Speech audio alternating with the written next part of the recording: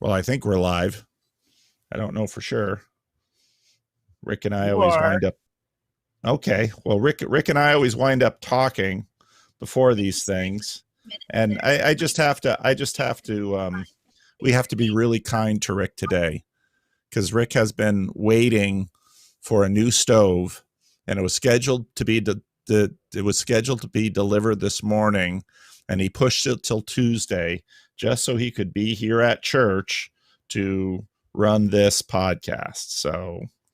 So big special thanks to Rick for doing everything that he does here. Before the live stream, well, now I see him. Before the live stream, Rick and I were talking about branding, and so we have, when I first made my YouTube video, I emphasized I'm from Sacramento, and Rick heard that, and that's what brought Rick here. So Rick's like, we got to do a little bit better branding. So I've got mixed feelings about that, but here we are. So good morning, everyone. I've got some backed up questions from last week. Maybe I'll try to. Oh, we got lots of questions. All right. So for those of you, Rick just gave me a lecture on branding. So for those of you who are just tuning in, if we're going to use some archaic speech, those of you who clicked on the YouTube and for some reason found me and you haven't clicked away yet, one of the things that you learn when you look at YouTube analytics is that an amazing number of people click away in less than 30 seconds before seeing the video. Now, I got a lot of other thoughts about that, but for those of you who are staying, that's who we're here for. So Shosh Jules from last week said, "Good day, Paul. What are your thoughts about Harvard University's new head of chaplaincy? I'm sure you are aware Mr. Epstein is a Jewish atheist. As a Jewish follower of Jesus and a certified chaplain, I have had conversations about with our son about this very thing over a year ago. Our son is a wishy-washy atheist and asked me if he could train to be a chaplain because he admires the mission. I responded, how do we give people hope in a seemingly hopeless situation apart from faith? I told my son that being an atheist is a deal breaker for chaplaincy. Well, I was wrong. Al Mohler does an informative short piece on Epstein and Harvard on his September 1 on his daily podcast, The Briefing. See, I want to give short answers, but I just did a 3-hour and 12-minute video this week about something that many of you would say one way or another, yes or no.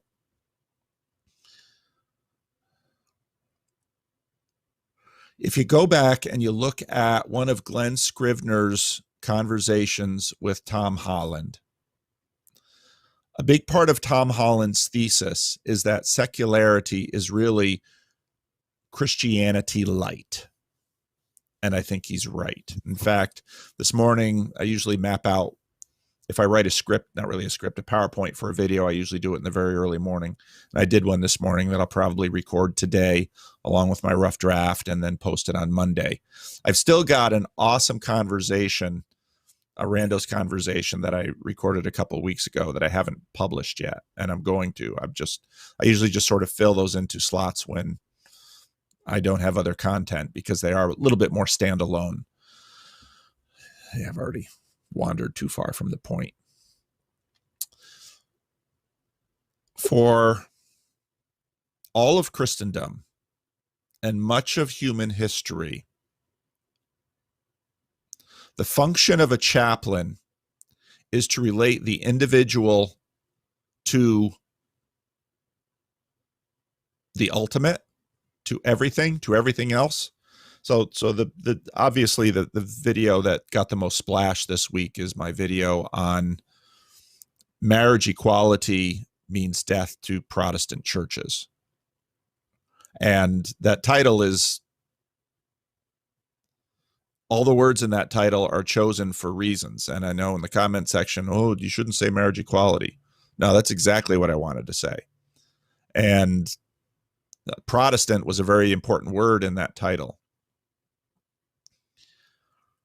if you read George Marsden's book about the history of the American university, especially with respect to the transformation from them being confessional, mostly Protestant seminaries, training institutions for clergy, into what they have become today, it is all about, in some ways, a loss of confidence in the Christian religion as to how well it can reliably deliver the kinds of things that religion is supposed to deliver to us. Chaplains are intended to be religious people who deliver comfort and meaning to suffering, dying, hurting people. Militaries have chaplains. Hospitals have chaplains. Universities have chaplains. So on one hand, Shosh, you're exactly right. On the other hand, so in the video that I'm going to make this afternoon, in some ways, and I know this is going to, people are going to have to think about this. Secularism is stealth Christianity light. That's what it is. And one of the amazing things that I realized a year or so ago, or a couple of years ago, in looking at Tom Holland's work, is secularity conquered the world. Now, religion is in some ways overt religion is in some ways clawing its way back. And you see that in India. You see that in resurgent Islamism.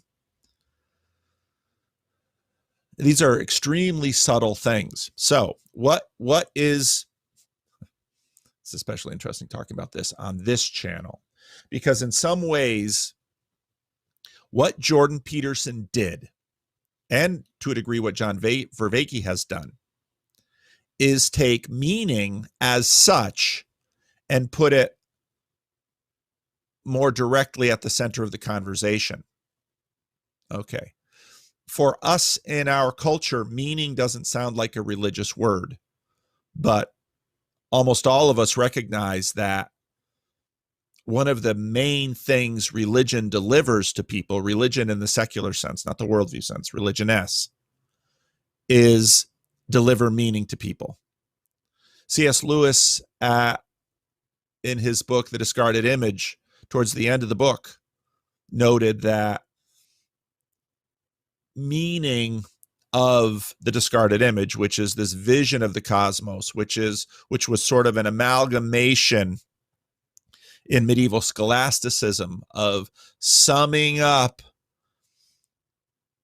the classical world, adding in Aristotle, filtering it through Aquinas in the West, delivering to regular, normal people to the degree that these were the lenses they saw the world through, that discarded image was an enormous meaning producer. So I have a swimming pool at my house. Shock of shocks. Maybe I lost status in the minds of some of you because, pastor should be eating breadcrumbs and wearing tatters if he's to be a holy man. Well, there's some filters in there too. So I have a swimming pool at my house, and we put the swimming pool in when my kids were younger. And when we put the pool in, one of the things that was going on with these pool companies was, we're going to put in a salt system.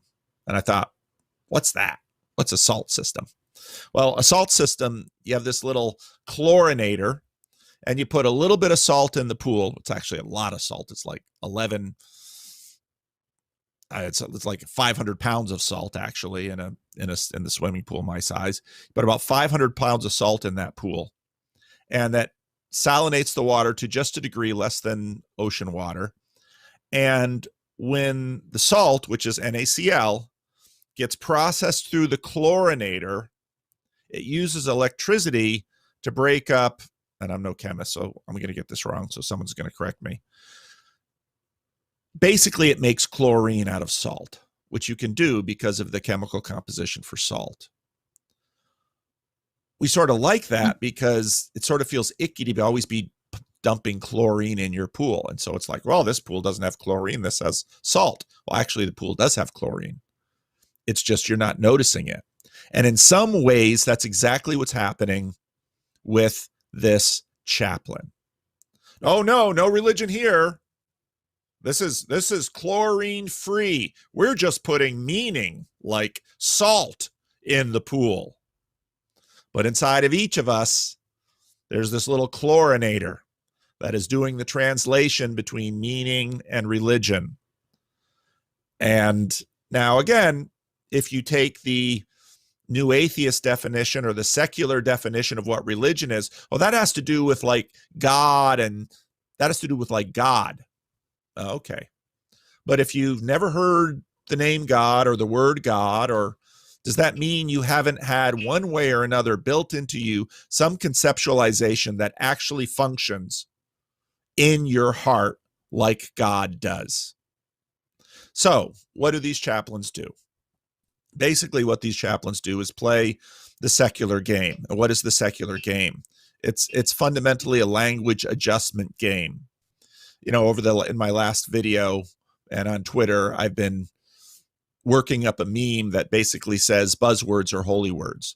And it was very interesting that I really annoyed some people with Danica Patrick. That was fascinating.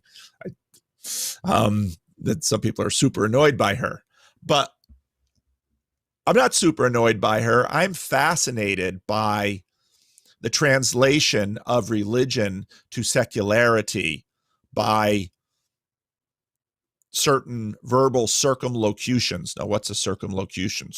That's circle, locution, spoken. You're working around words. And so basically what this chaplain will do is either avoid the word God or use the word God with sufficient inspecificity and avoiding inclusion as much or exclusivity as much as possible, but yet in order to deliver the impact. In other words, like my swimming pool, to keep chlorine in the water, even when the secular chaplain is standing outside the pool and say, you didn't see me put any chlorine in that water. I put salt in.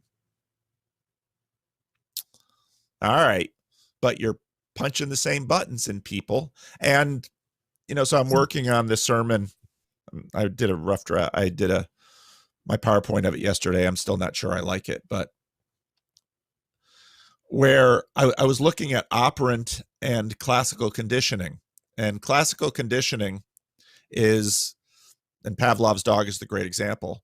So you've got a dog, and if you put a steak in front of a dog, that dog will salivate. And that's basically natural. That's just a natural response by the dog to a steak. Now, if right before you introduce the steak to the dog, you ring a bell, very quickly that dog will be conditioned to associate bell ringing, which is a totally neutral thing, with steaks. And so the amazing thing that Pavlov is known for is he demonstrated that you can train a dog so that if you ring the bell, the dog will salinate with or without a steak. And this is the basis for a lot of animal training. And people get trained just like this too. Operant conditioning is a little bit different, but let's look at classical conditioning. In some ways, what has happened in our culture. Oh, he's probably. Oh, someone's got an open mic. What has happened in our culture is that we've had classical conditioning done to us in all these religious registers. So what does the chaplain do? Well, the chaplain might wear some kind of clothing, and the chaplain has taken on a name, chaplain, which is a religious name, but you're trying to scrub all of the naughty buzzwords out, like God and Jesus or Hashem or, you know, whatever context you're in. But you've got a lot of classical conditioning going on. So the pastor or the chaplain adopts a certain posture. adopts a certain tone of voice. And all of this has come to be known as pastoral. And as I noted in my big video this week, this sort of gets disconnected from the stake. It becomes classical conditioning. And so basically what this chaplain does is do classical conditioning, whereas 1,000 years ago, the religious stake would have been put in front of the dog and the dog would salivate. And what secularism says is, oh, we don't need God. We don't need all of this stuff that we have labeled in the Enlightenment as religion. We can ring the bell and everybody will say, I feel better. My life has meaning. I can now see. Now, here's part of the problem with, let's say, my salinator in my pool or my chlorinator. My chlorinator only works certain times of the year because it requires the water to be a certain temperature for the chemistry actually to work to turn salt into chlorine. So in the summer, my chlorinator works just fine, and those are the high use months, and so you need most chlorine then. In the winter, the chlorinator doesn't work because the water's too cold. So you know what I do? I put in chlorine. I take these little tabs, I put them in the little thing, and I put them in the water, and I put those chlorine tabs in all winter long because that water is too cold for that chlorinator to work. Now, so here's a question. Why does AA turn people religious? Well, because if things are sort of going okay enough, like it's not too cold outside, all of that bell ringing and classical conditioning sort of works good enough. And so the chaplain can, talk about cultural appropriation. It's religious appropriation. The chaplain can sort of appropriate all of the little cues that for centuries we have associated with religion and make everybody feel okay. But, there's a Mark Maron podcast. Mark Maron is one of these really old school podcasters, got into podcast really early and, played the game well. He was a professional comedian, is a professional comedian who had a lot of drug and alcohol problems, like many performers and many comedians. There's a whole bunch to say about that. But I remember some of his early podcasts, and on one of them, he was talking about the fact that, a lot of people can sort of make it through life, but when things get really hard, the people that are having a really hard time in life turn to religion. It's sort of like, all right, the bell doesn't make the dog salivate anymore. You need the steak. And I suspect that secularity is part of the package of the Enlightenment and modernity, and it's all going away. And I read an article that I posted on my blog, leadingchurch.com. See, Rick, I'm trying to brand. Rick gave me a thumbs up. About this whole discussion about Hinduism. Well, Tom Holland makes the point that until the British colonized India, Hinduism wasn't a word. They just were doing it. Same thing, he made the same observation about Judaism. Now, you can find the word Judaism in the Bible, but as N.T. Wright points out, it means something completely different from how we understand it today. So having Harvard plus if you're around chaplaincies enough in hospitals or the military or secular universities, this surprised me not one bit, because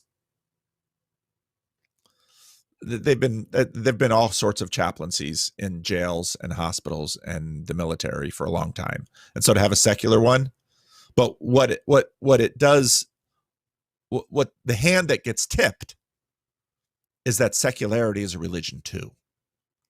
And the problem is that once you say that, secularity at its core is a denial of religion. And so then you're just stuck with this. Oh, Grimm sent me a really interesting video about kind of this false cynicism. And it's, it's the best meme of it is Casablanca. Gambling? I'm appalled. Sir, here's your winnings. Thank you. It's like, there's no religion here. I'm an atheist. Oh, okay. And you know what? My dog salivates when I ring a bell. But that doesn't mean it's disconnected from the steak. So there's my answer to that. And it's kind of, so when Americans, so then I see people in the media that are just, I'm outraged at this. And it's like, why? We've been playing this game for, at least 50, 70 years. It's just sort of risen to the point where they're doing it. I mean, to look at Tony Campolo's son, Bart Campolo. I mean, he was a secular chaplain at, was it MIT? Someplace in Boston. So, this is old stuff. But the best way to think about it is sort of the classical conditioning with the dog and the bell and the steak and salivation and my pool chlorinator. But what's going to happen and what is happening is summer is going away, winter is coming, and people are going to get a lot more religious again. So it's the 20th anniversary of 9/11 tomorrow. And so, of course, in the attention economy, you can't find a news outlet that isn't going to do a 9/11 retrospective. In fact, and in the video that I make this afternoon, hopefully, I'll talk a little bit about Tom Holland and Dominic Sandbrooks. The rest is history. 9/11 retrospective. When those towers came down, before those towers came down, Tim Keller was a PCA minister, kind of a wonky one, more talented than usual. He had taught at Westminster East. He was a church planter in New York City, and he had, in evangelical terms, a fair amount of success. He had, a couple of hundred people that were meeting at Redeemer Presbyterian in Manhattan, and Tim was sort of working his shtick. And then those towers came down. And very quickly, Tim Keller had thousands of people going to Redeemer Presbyterian in New York City. Now, Tim Keller planting a PCUSA church in New York City was a bold, audacious move. And there were other partners. And if you can find old recordings on the internet of Tim talking about the early days of Redeemer Press, you'll hear some of the stories. But Tim is honest about the fact that it was 9/11 that put Redeemer and Tim Keller on the map. Well, what about 9/11? Well, the temperature dropped and the chlorinator didn't work.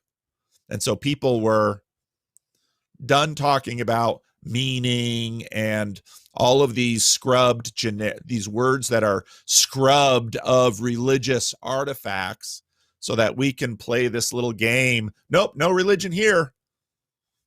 And they needed the real thing. If you go into the hospital and you have a lot of pain, they don't send a nurse out to hit the dealer on the corner to say, hey, we need some heroin. No. In the hospital, they got the real stuff. And the stuff has been through the lab and it's purified. And there are chemical engineers who know exactly how to make it. And there are chemists and there are doctors and there are scientists who have a really good idea of exactly what that drug does. And so in some ways, to continue to muddle this metaphor, the atheist Jewish Harvard chaplain is sort of a street dealer. And he's dealing meth and heroin and pot. But, this stuff has been cooked up in someone's RV or someone's kitchen. If you want to go and get the real stuff, you need to go to a real religious institution, because What you have in real religious institutions are people who have been actually paying attention to these high potency drugs for thousands of years. So, yeah, you can grow your own mushrooms and figure out the chemical in ayahuasca and do all that stuff in your backyard. But, all the high status spiritual seekers will go down to South America and find some shaman and do it there. Just like if you go into a doctor and say, I need some really powerful painkillers because, someone has just ripped off my arm.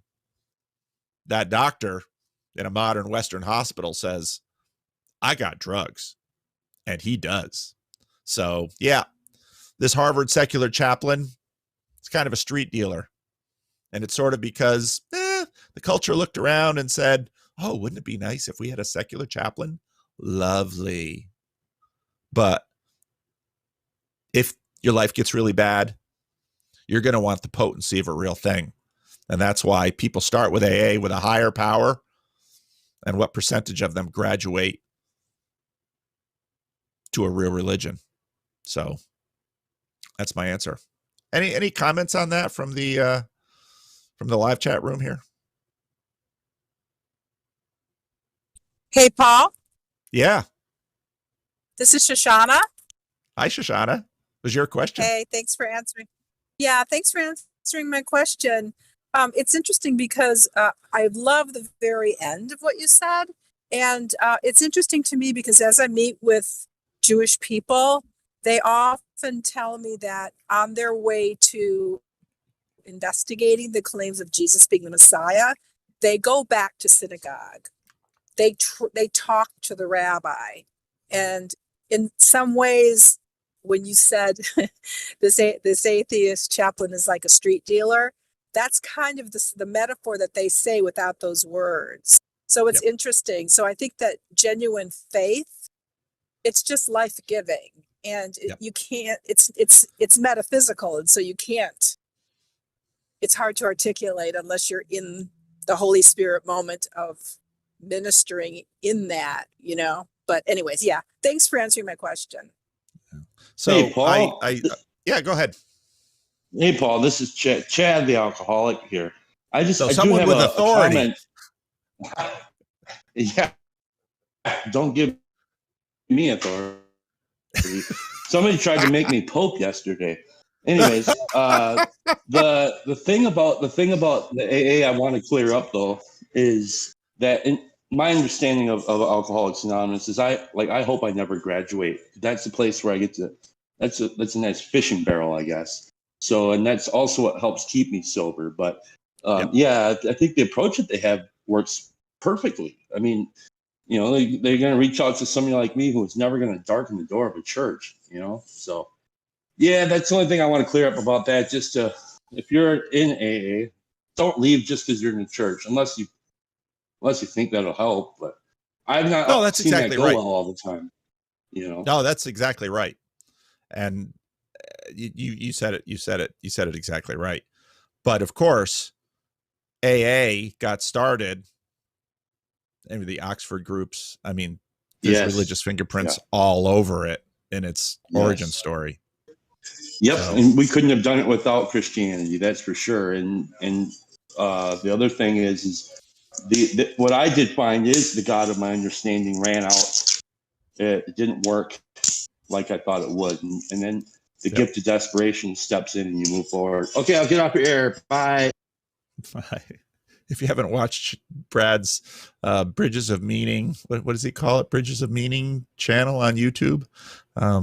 He changed the name because Joey said, "Hey, don't stop on our brand." So he does a little show. So yeah, thank you, Chad. Thank you, Chad. No, and Shosh, that's right. And so maybe to work the metaphor a little bit, AA is sort of like the neighborhood clinic that's really specialized, because what Chad said is exactly right. A lot of alcoholics in church, it's sort of like going into the hospital but being in the wrong department, and so people are trying to pray away their habit or their addiction, and it doesn't work. And well, AA is specialized, and it's like targeted, And it's sort of like, you know, you need to see the radiologist if you're really going to deal with that cancer, or the oncologist. So anyway, to butcher the metaphor even more. All right, I've spent half hour on the first question again, which I of course said I wouldn't do, but I went ahead and did it. So Phil Nickerson, one of the fun things about Philip is that he went through and watched all the randos conversations, especially the ones that are in lists, and he'd leave comments, because YouTube always dishes up comments according to not the video that the comments are made on, but the when the comment is made. So it was really fun listening to all of his retrospective on the randos conversation. So thank you, Phil. That was a lot of fun. What do you know about the Alpha Course in churches? Nikki Gumbel, the Alpha Course, what is your take on it? How is it different than Estuary? The Alpha Course was specifically designed, you know, Alpha Course is sort of another, when the doctors leave the hospital to do a neighborhood clinic, or to go out into the world to find the sick, that's what the Alpha Course is. And it's been extremely effective in many places at growing the church. I don't know that Estuary would be that direct. I suspect and am comfortable with the idea that people will participate in Estuary groups maybe for a long time and not darken the door of a church. I suspect that will happen. Now, as a Christian minister, do I want them to? Absolutely. Is this part of my motivation for participating in this, this development of this thing that I called Estuary? Absolutely. But Alpha is targeted.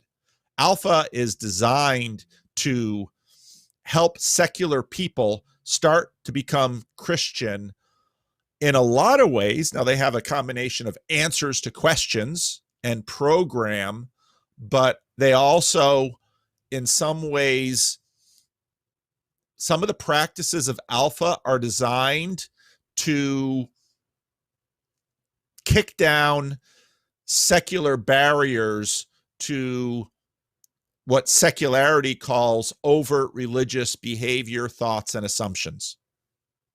And the Alpha Course has had a variety of variants that have gone out too. And again, this is one thing that a lot of people who are not familiar with the church don't understand about the church. In a lot of ways, churches are like hospitals in that churches pay a lot of attention and they study things closely. And, some of you people are paranoid out there, like, that church wants my soul. Well, yeah, they do. They do. They really do. And maybe that should scare you, and maybe it shouldn't.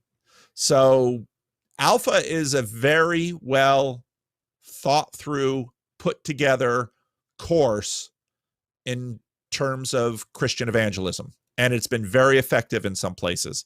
It's also been adapted to different denominational assumptions, and sometimes those adaptations water it down. That being said, I've seen a number of churches, Christian Reformed churches, because I know that best, implement the Alpha Course, and with varying degrees of success. So it's just like just about every other program, because programs themselves aren't without their cultural filters. And even the idea of a program is embedded in secularism. So generally speaking, I like the Alpha Course. Certainly, you put almost anything in front of me, and I'd probably, like a stupid theologian, hem and haw and say, well, I wouldn't do it that way. And it may very well be that my attempts to adapt it would make it less effective. So, yeah, it's if people are listening to this and they are curious about Christianity and they want to stop looking at it from the outside and get into it and look at it from the inside to do their evaluation, find a church doing an Alpha Course, because it's jumping in the river, and they're going to hit you with a lot of the hit you with a lot of the hard drugs of Christianity pretty directly and pretty fast. and see how it takes to your system. So other people are going to look at that course and say, because, especially the Pentecostal churches, one of the things that's hard for people to understand is the relationship between the charismatic movements and Pentecostalism as such. Secularist churches sort of take a stealthy, subtle, quiet, patient, slow approach to secularity and take their wins when they can. There are strengths to that process and weaknesses to that process. A lot of other religious things are confrontative, antithetical to modernity, and that's what Pentecostalism and the charismatic movements are, because secularism says, I can't talk to God, and Pentecostalism says, oh, we'll not only talk to God, I'll show you miracles, and God will talk through you by speaking in tongues. And it's just, this chaplains are playing a much quieter, slower game within secularism. Pentecostals, it's like John Wimber called it, power encounters, power evangelism. You think God is dead? I'll show you God. And bang, there you go. Now, does that bring people into the church? Yeah. Pentecostal churches are the most rapid growing independent churches in the world today. Go into the third world and they're awash in Pentecostalism. And part of that is the cultural antibodies of these countries resisting secular imperialism. And that's why, the church is going like crazy in places like Africa and Asia, because especially Africa, secularity never really took very hard there. And that's why when people say, oh, I don't believe in a Western religion, a lot of Africans will say, our Christianity isn't a Western religion. Our Christianity is our Christianity. And the amazing thing about Christianity is it is, in some ways, we're all sort of thinking in metaphors about viral adaptations. Christianity adapts really fast to different cultures and infiltrates and takes over and hijacks. And you might say, oh, pastor, those are such colonial, ugly metaphors to be talking about this. Well, look at what Jesus says.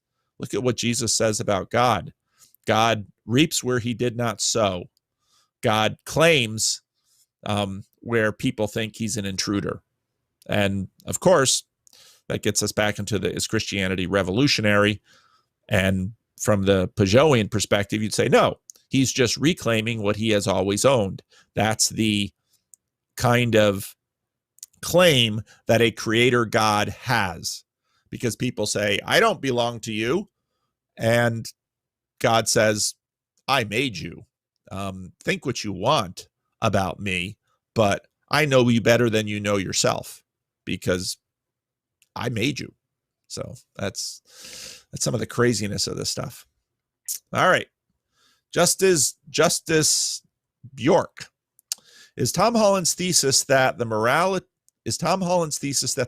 of the West is indebted to Christianity at odds with the moral argument put forth by C.S. Lewis and others, which posits a universal moral law of which all humans possess an innate knowledge? St. Paul seems to affirm the latter in Romans 2, 4 through 16. I don't think the arguments are at odds. I think the tension between the two arguments is a matter of resolution. And when I say resolution, I'm riffing on Jordan Peterson's high resolution and low resolution. And again, this also boils down to this whole question of, is Christianity revolutionary?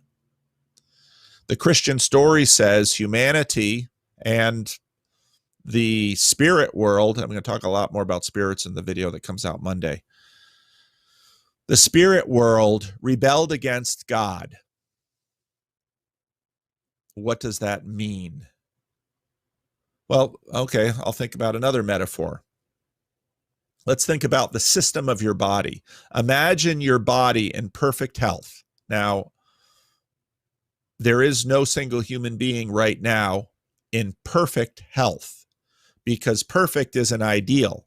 Now, what that ideal does is sort of set up a hierarchy that you can be closer or further from the ideal. Now, the complexity of the world means that we have, let's say you break down the body into 5 or 10 vital systems. I read a book on dying recently where the doctor was talking about dying, and he made the point that, you know how most people die is they lose a vital system. So my father was generally quite healthy, and he had a heart attack. The thing is, a human body can't work without the cardiovascular system working well. So his cardiovascular system failed in his heart attack, and he died. The human being can't work without, and someone here who is a doctor could name a variety of other systems, that these are mission critical systems. Now, someone who is ideally healthy has all of those systems working ideally. And again, there is no human being on the planet that would maximize everything. That's just not how. There might be a number one out there, but someone could always compare the actuality to the theoretical or the potential. Okay? So, if the world, and one of the things, gosh, I'm going to get myself into trouble at some point with all this talking. One of the things that, if you look at the conceptualization of something like Reformed Christianity, and this is generally true of all of the major traditions within Christianity, you start with a good world, a fall, and then, so creation, rebellion, redemption, restoration. Those are sort of my Calvinists kind of use those 4 in different ways, but they're a good 4. There's a lot of tension right now about creation and fall, or creation and rebellion, because the fall, which is a part of the package of at least traditional Western Christianity. I don't know the Orthodox well enough to comment on it. Part of the tension that goes on between evolution and theology is that fall historical? If so, what does it mean? And if so, what was perfection? And how does that line up with plant death, dinosaur death, the evolutionary story of the physical universe, yada, yada, yada, yada. These are tensions that are by no means worked out, and in a lot of ways avoided by Christian theologians and pastors because they're difficult and they're complex. All right. Part of the reason theology works that way is because the Creator God has claims on this world that are unique and theoretically incontestable. If your theology is set up that way, and this is part of the tension that's actually built into this tension that I talk about a lot between paganism with a metadivine realm and little gods within it, and the Hebraic conception of the Creator God, God number 1 and God number 2, who is all-powerful and almighty. That conceptualization sets up the problem of evil. Because if an all-good, all-powerful God is also the Creator God, why is there evil in the world?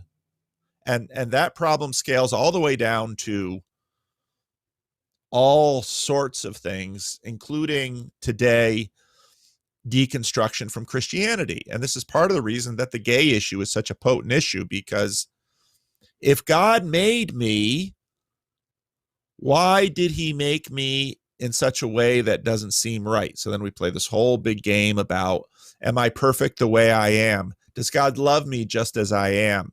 And you'll find this language all over the place.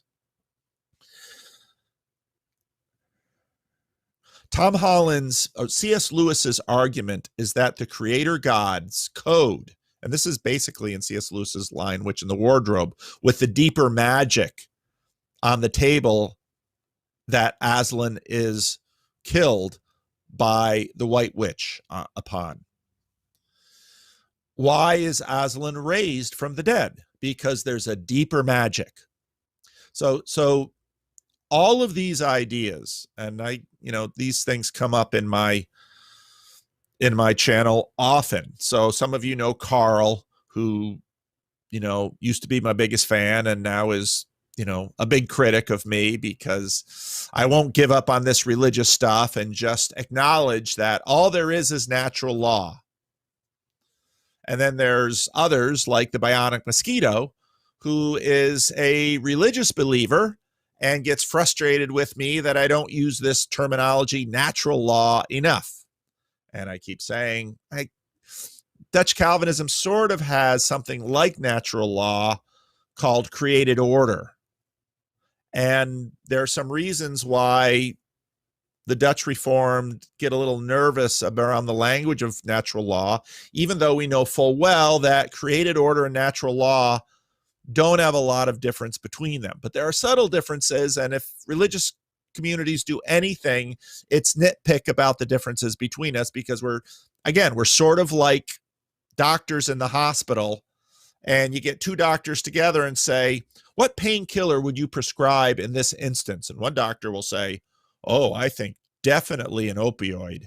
And the other doctor would say, I don't think we should go with an opioid because opioids are addictive. And the first doctor will say, yeah, but this person's life depends on it. And if we don't give them an opioid, the pain isn't going to be managed sufficiently. And the other doctor is going to say, but if we do give them an opioid and the treatment is successful, they might just become addicted to opioids, and on and on and on and on. And that's what religious people do over terms like natural law or created order. All right. C.S. Lewis basically is working a natural law / created order argument and say that structurally the universe is such a place that you can look at the structure of it and derive true knowledge, not only about the world, but its maker.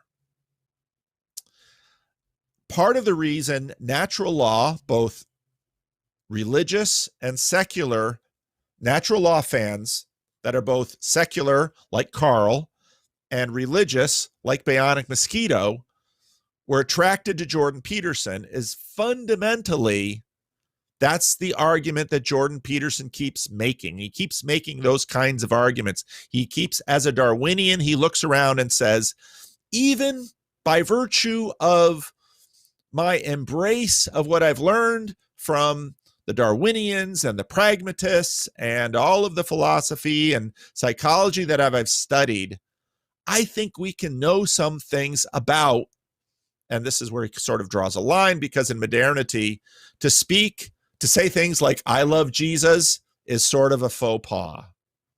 And if you really want to maintain your secular credentials in the secular academy, you're going to be like the Harvard chaplain and not say Jesus or Hashem or on and on and on and on and on, or break open an Iron Age book. So that's the game that they're playing. And Jordan Peterson is just always right on the border of that game. And what's interesting about Jordan is that even though, he'll make all these disclaimers in his biblical series, I'm speaking psychologically. That's really important and it's powerful and it's effective. But then he'll go on and talk to Jonathan Peugeot and start breaking down and admit the truth about, and that's fine. And I love it. I love it. And we all love it. And because we all know that,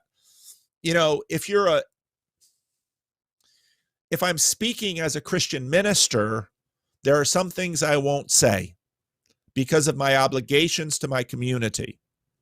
If I'm speaking not as a Christian minister, which is really hard because Christian ministers have a really broad thing and not the narrow thing like in modernity, I may say some other things that sound to be in tension with what I said at a Christian minister. I think we all can understand the complexities of context and language. So C.S. Lewis, Jordan Peterson, natural law are all making an argument about innate knowledge, stuff built into the structure of reality so that if you are studying, even through the lens of science, there are telltale signs that God's fingerprints go all the way down to the bottom.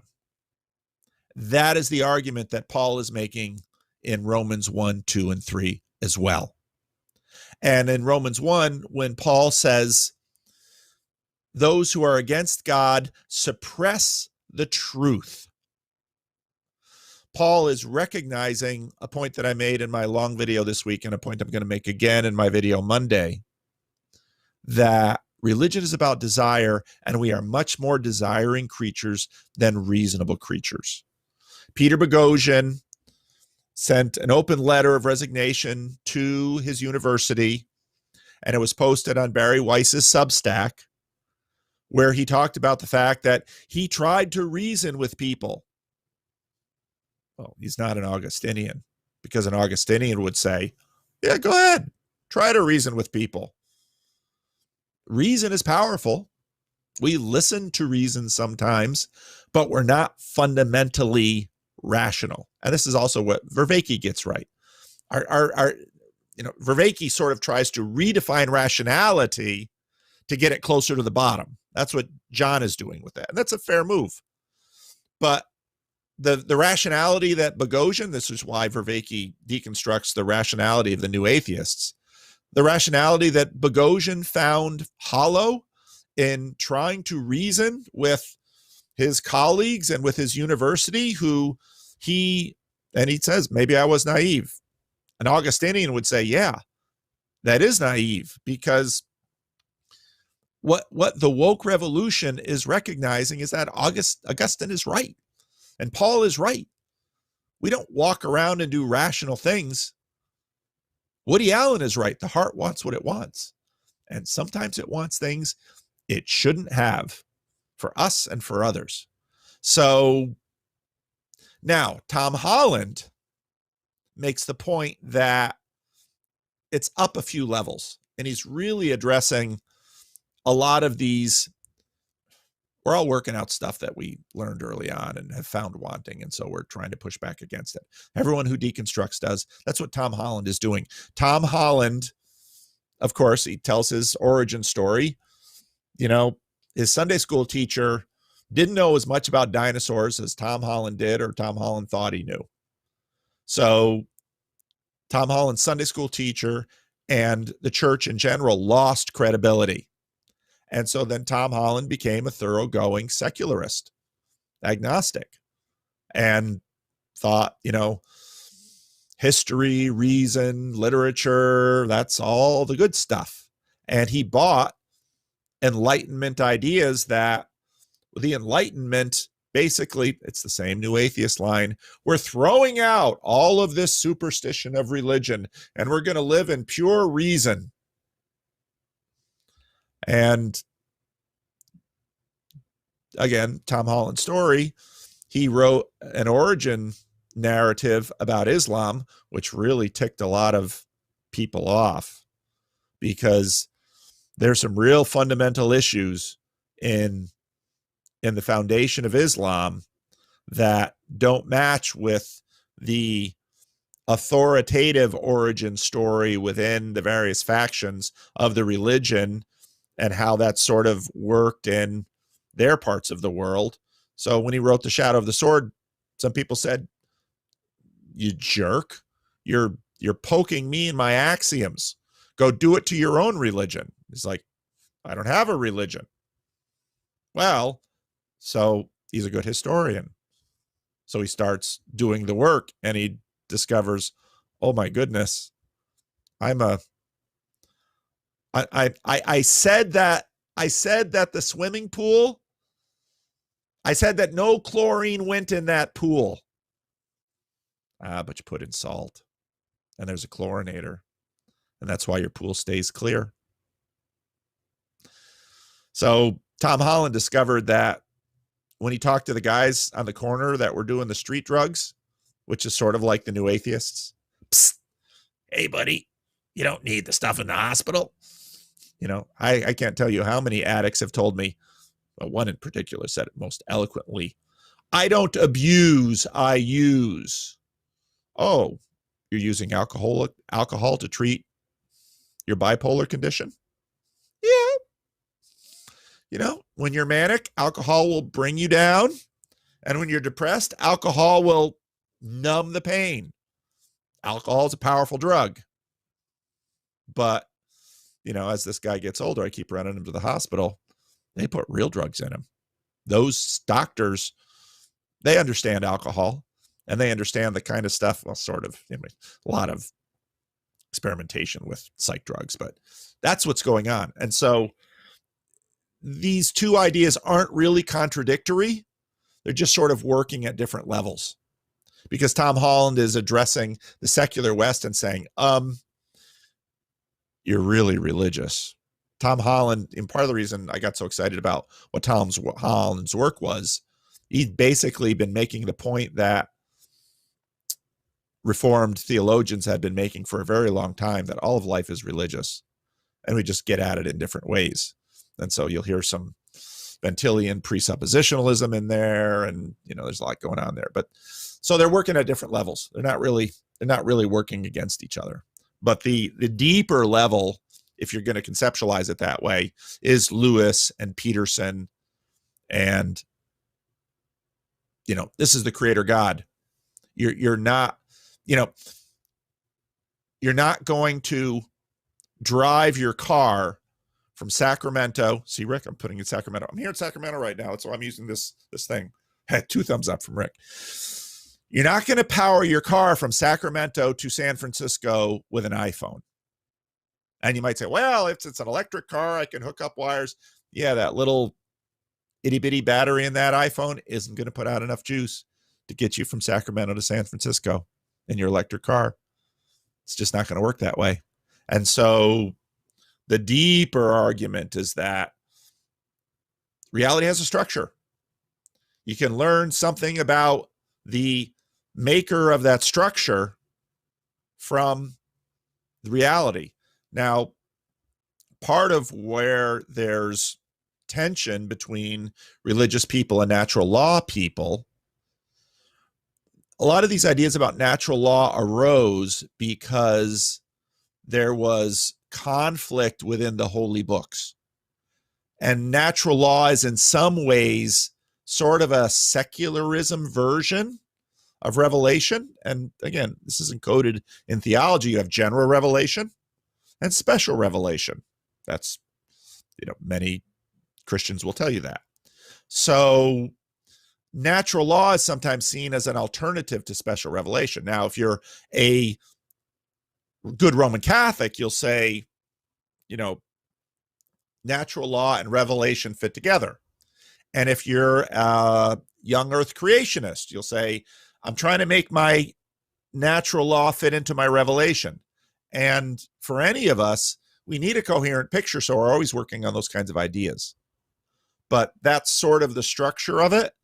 And so some people who are very up on religious texts and revealed dogma will sometimes be at odds with the natural law tribe, because there are tensions, just like the one I mentioned earlier about, is there physical evidence of what, I'll just pick on my own tradition, of what Reformed theology calls the fall. Now, a Reformed theologian would look and say, I see evidence of the fall everywhere I look. It's called total depravity. But let's say someone who's studying the fossil record will say, but where does death come in? Did death come in when the man and the woman ate from the tree? And then right there, you're in the midst of all of these Bible versus science debates. So all this stuff is always with us, and we're working on it. But that's some of the reason why you'll get religious people like myself say, natural law. Paul, why don't you really get down with natural law? Natural law also has some other interesting associations with other arguments, which make other people uncomfortable. So a lot of that is theological intramurals. Most of you don't need to worry about it, but those are the issues. That's the map. It's a great question. All right. John the Plunger. Oh, wow. I just finished reading Rubicon by Tom Holland. Have you read it yourself? I haven't read the whole thing, and I listened to a lot of it. That was like his breakout book. And so every now and then I'll pick up a Tom Holland book and, read another 50, 80 pages. If yes, what were your thoughts on it? I don't have enough thoughts because I haven't really read it. So what if no? I found the historical character of Cicero fascinating. Oh, now you're getting me. Now you're getting me. See, that's how I'm a light touch with respect to some of these things. The problem is right now there are so many people touching me. I know that sounds really bad, but so now I want to go out and open up my copy of Rubicon and check out what he has to say about Cicero. Now, part of the fun about reading and studying an author, and I'm not going to imagine myself to be an expert on Tom Holland. I've listened very carefully to Tom Holland in certain ways and at a certain point. But you can tell just by listening to Tom Holland talk about his own life that he's been on his own journey.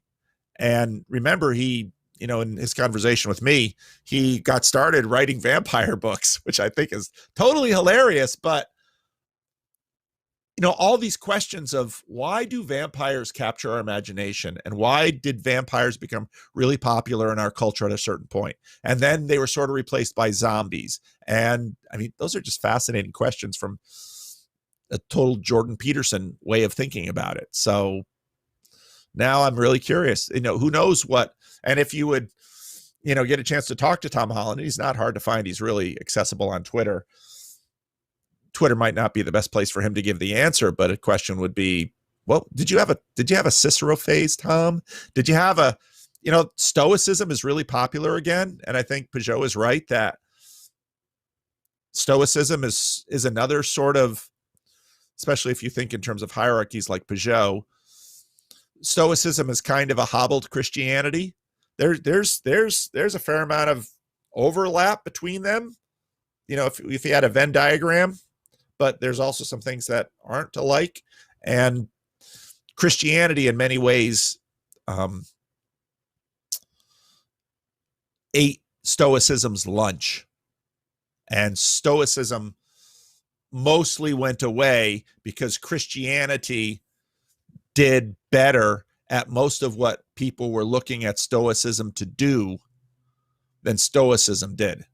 It's sort of like when I was growing up, Bayer aspirin was sort of the household pain reliever, and Tylenol came around, and Tylenol, basically supplanted aspirin as the over-the-counter household pain reliever. Now, Stoicism is making a resurgence partly because of things people don't like about Christianity, probably. And so they're rediscovering some of the wisdom that was in Stoicism. But Marcus Aurelius is not Jesus Christ. And in the end, Jesus won. And part of the reality of these structures that, Peugeot is so good at pointing out, every time Marcus Aurelius and Jesus go toe to toe, some fans out there will look at Marcus Aurelius and say, well, I kind of like Marcus, but Jesus just keeps winning. And Jesus is going to keep winning. And again, to get back to the earlier question, that's because there are some structural things that Jesus gets more right than Marcus Aurelius. And now, of course, Sam Harris will say, well, but Marcus Aurelius doesn't have Iron Age, blah, blah, blah. Yeah, but Sam, Jesus keeps winning. And that's kind of the too badness about existence. There is existence out there, and it doesn't conform to my will, no matter how much I want it to.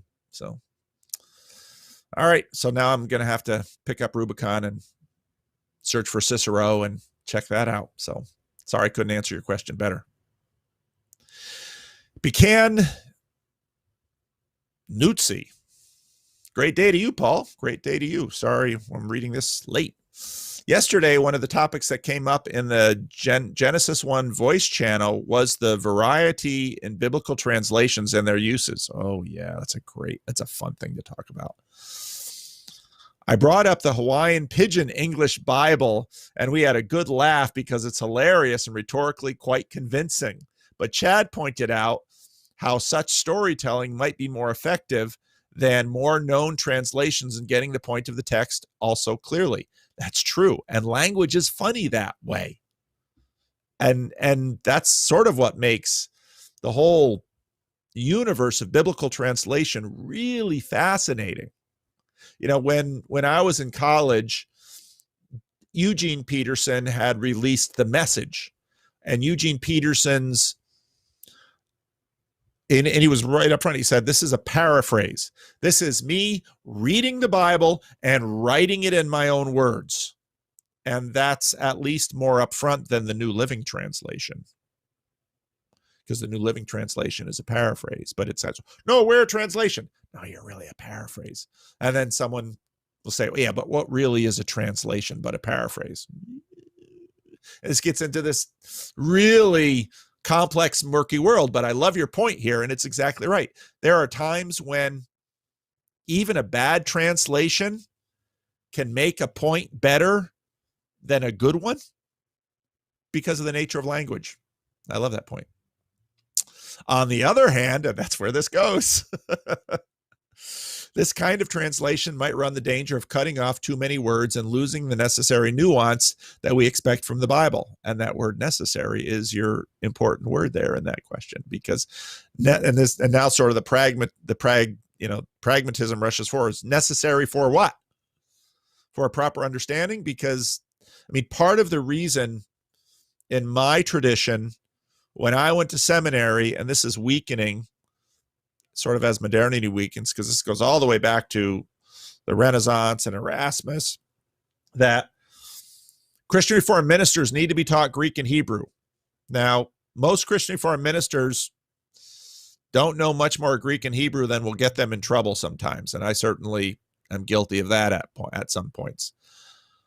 Because knowledge of Greek and Hebrew won't resolve all of the kinds of issues that surround a book like the Bible, but they can really be helpful. Yet, my knowledge of Greek and Hebrew is limited, and someone with greater knowledge of Greek and Hebrew might correct some of what my ignorance about Greek and Hebrew gets wrong. So, yeah. What are your thoughts about this? I've just given them the whole time. Does its language build up enough in your eyes?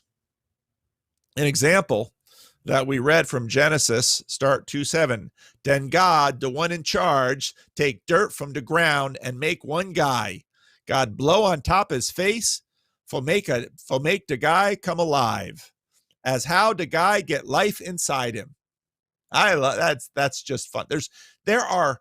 You can find a bunch of Bibles out there that are like that.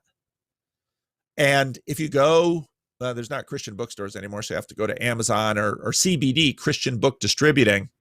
You can find, and there's also spectrums of this. So there are Bibles like this that work it into the translation. It's a big job because the Bible's not a small book.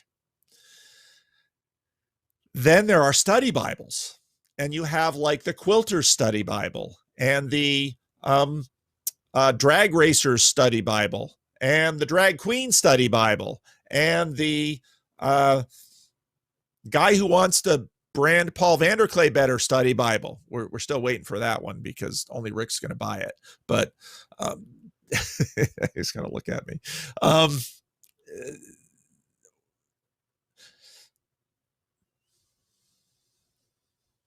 Language is the kind of thing that is so powerful that particularity matters. And with something as crucial as the Bible, so let's say Rick and I want to communicate. So Rick and I were talking about branding this morning, and I'm just hemming and hawing because part of me doesn't want to sell out. And Rick's like, yeah, but if your channel's bigger, and back and forth we go. Communication between two people is really hard. And if you don't believe it, be married for any length of time. And the longer you're married, the more you realize that you've been trying to communicate with this other human being that you have lived with, slept with, had children with, shared finances with, fought with, made love to. You've been doing this for 30 years and doggone it, you still don't understand each other. What hope is there for anyone to understand what I'm saying right now? But yet we do. It's amazing. And when it gets to biblical translation, and that's what I deal with all the time. So I'm writing a sermon, I'm looking at the Greek or the Hebrew. And if you're doing New Testament, you're looking at Greek and Hebrew. And then you're looking at, well, I don't know so much. So then you read commentaries, and of course they're not all agreeing. And then you're looking for language. So and even my YouTube channel. So I'm, thinking I'm really enjoying this book, High on God, but it's a freaking academic that wrote that book. And I'll tell you, academics, just like pastors, get trapped within their own language worlds. And so when someone leaves a comment on my channel, I don't understand John Vervaeke. I understand why you don't understand him. And part of the amazing thing that Jordan Peterson is able to do is he was able to, speak far beyond the academy. And that's a powerful thing. So, and this is what Tom Holland's observation about Jesus' words. And I'll remember, Tom Holland makes the point that what the four Gospels have done is probably the most astounding feat of all of literary history. Because you're going to take a God who becomes a slave and the victim of Roman torture and death, betrayed by his own people, intelligible, likable, and worshipful across human language, across 2,000 years. And Tom Holland is exactly right. And he knows this because he's an author who was always trying to communicate the heart of the classical world, which is very different from ours, in a way that we can understand, identify with, like. And so Tom Holland, it's no accident that Tom Holland understands the miracle of what the canonical Gospels have done in this world. It's just astounding. There's nothing else like it. And if that is an argument for the inspiration of Scripture, I don't know what is. Yet, all of these are witnesses of Jesus. And you can see that if you compare them. And they work. And yet, it's amazing if you look at something as central as the Sermon on the Mount. Matthew 5-7. And you pull off a decent commentary, some decent scholarship, like Craig Bloomberg in one of his things that he wrote. He said, 2,000 years later, here, and he lists like seven or eight major schools of interpretation on the Sermon on the Mount. We know that the words are transformative in people's lives. And even bald-faced skeptics like Sam Harris will say that some things in the Bible are beautiful. Language is amazing. And the Bible is, and this, you hear Tom Holland talk to N.T. Wright and Justin Brierley on Unbelievable. And of course, Tom Holland is like, the Bible is amazing. The Bible is flat out amazing. Now, Tom Holland, he's, increasingly not going to be listened to because more and more people are going to look at him and say, yeah, but you're a fan. But he says, yeah, but I came at my fandom honestly because I first rejected it because it got dinosaurs wrong, in my opinion. And now I read the Bible and I think this is the most amazing book I've ever seen. Well, is it inspired? And then I think Tom Holland would, well, what do you mean by inspiration? Because Tom Holland's dealing with modern assumptions of historical truth and how to, but it's so cool. And this is why I hope that someday this is why I think that in the eschaton, we'll keep getting into this. And instead of, and then you'll get to sit down with Paul of Tarsus and say, no, Paul, first of all, did you really write 2 Timothy? No, but, or yeah, I so-and-so was my scribe, and, my scribe for Ephesians and my scribe for Timothy, those guys wrote different. But Galatians, boy, you could really hear me clearly through Galatians. And Romans, yeah, I'm all over that. And Corinthians, yeah, boy, if I had quotation marks when we had written Corinthians, y'all would have understood that a whole lot different. And that's some of the recent scholarship in the book of, 1st and 2nd Corinthians. So, and I just think, okay, so obviously when I die, I'll miss my kids, and how I'll miss my kids, I don't know what's going to be like. But do I want to sit down with Paul, and am I going to look around for Socrates? Peter Kreeft gives him hope. All right. So am I going to look around for Socrates and see if somehow the Lord was able to pull him in? I want to meet Socrates. I want to meet Paul of Tarsus. I want to listen to Augustine. Yeah. And a lot of what we're going to talk about is language. Well, how are we going to talk about language when I have no idea? But I'm just a silly little stupid human being. God knows. So it's great. Oh, I'm only an hour and 15 minutes into a 2-hour session, and I haven't even gotten to the questions all from last week. Rick's going to be mad at me. Shorter answers. All right, here we go. Via YouTube comments. This week, China called video games spiritual opium and restricted play to 3 hours a week for kids.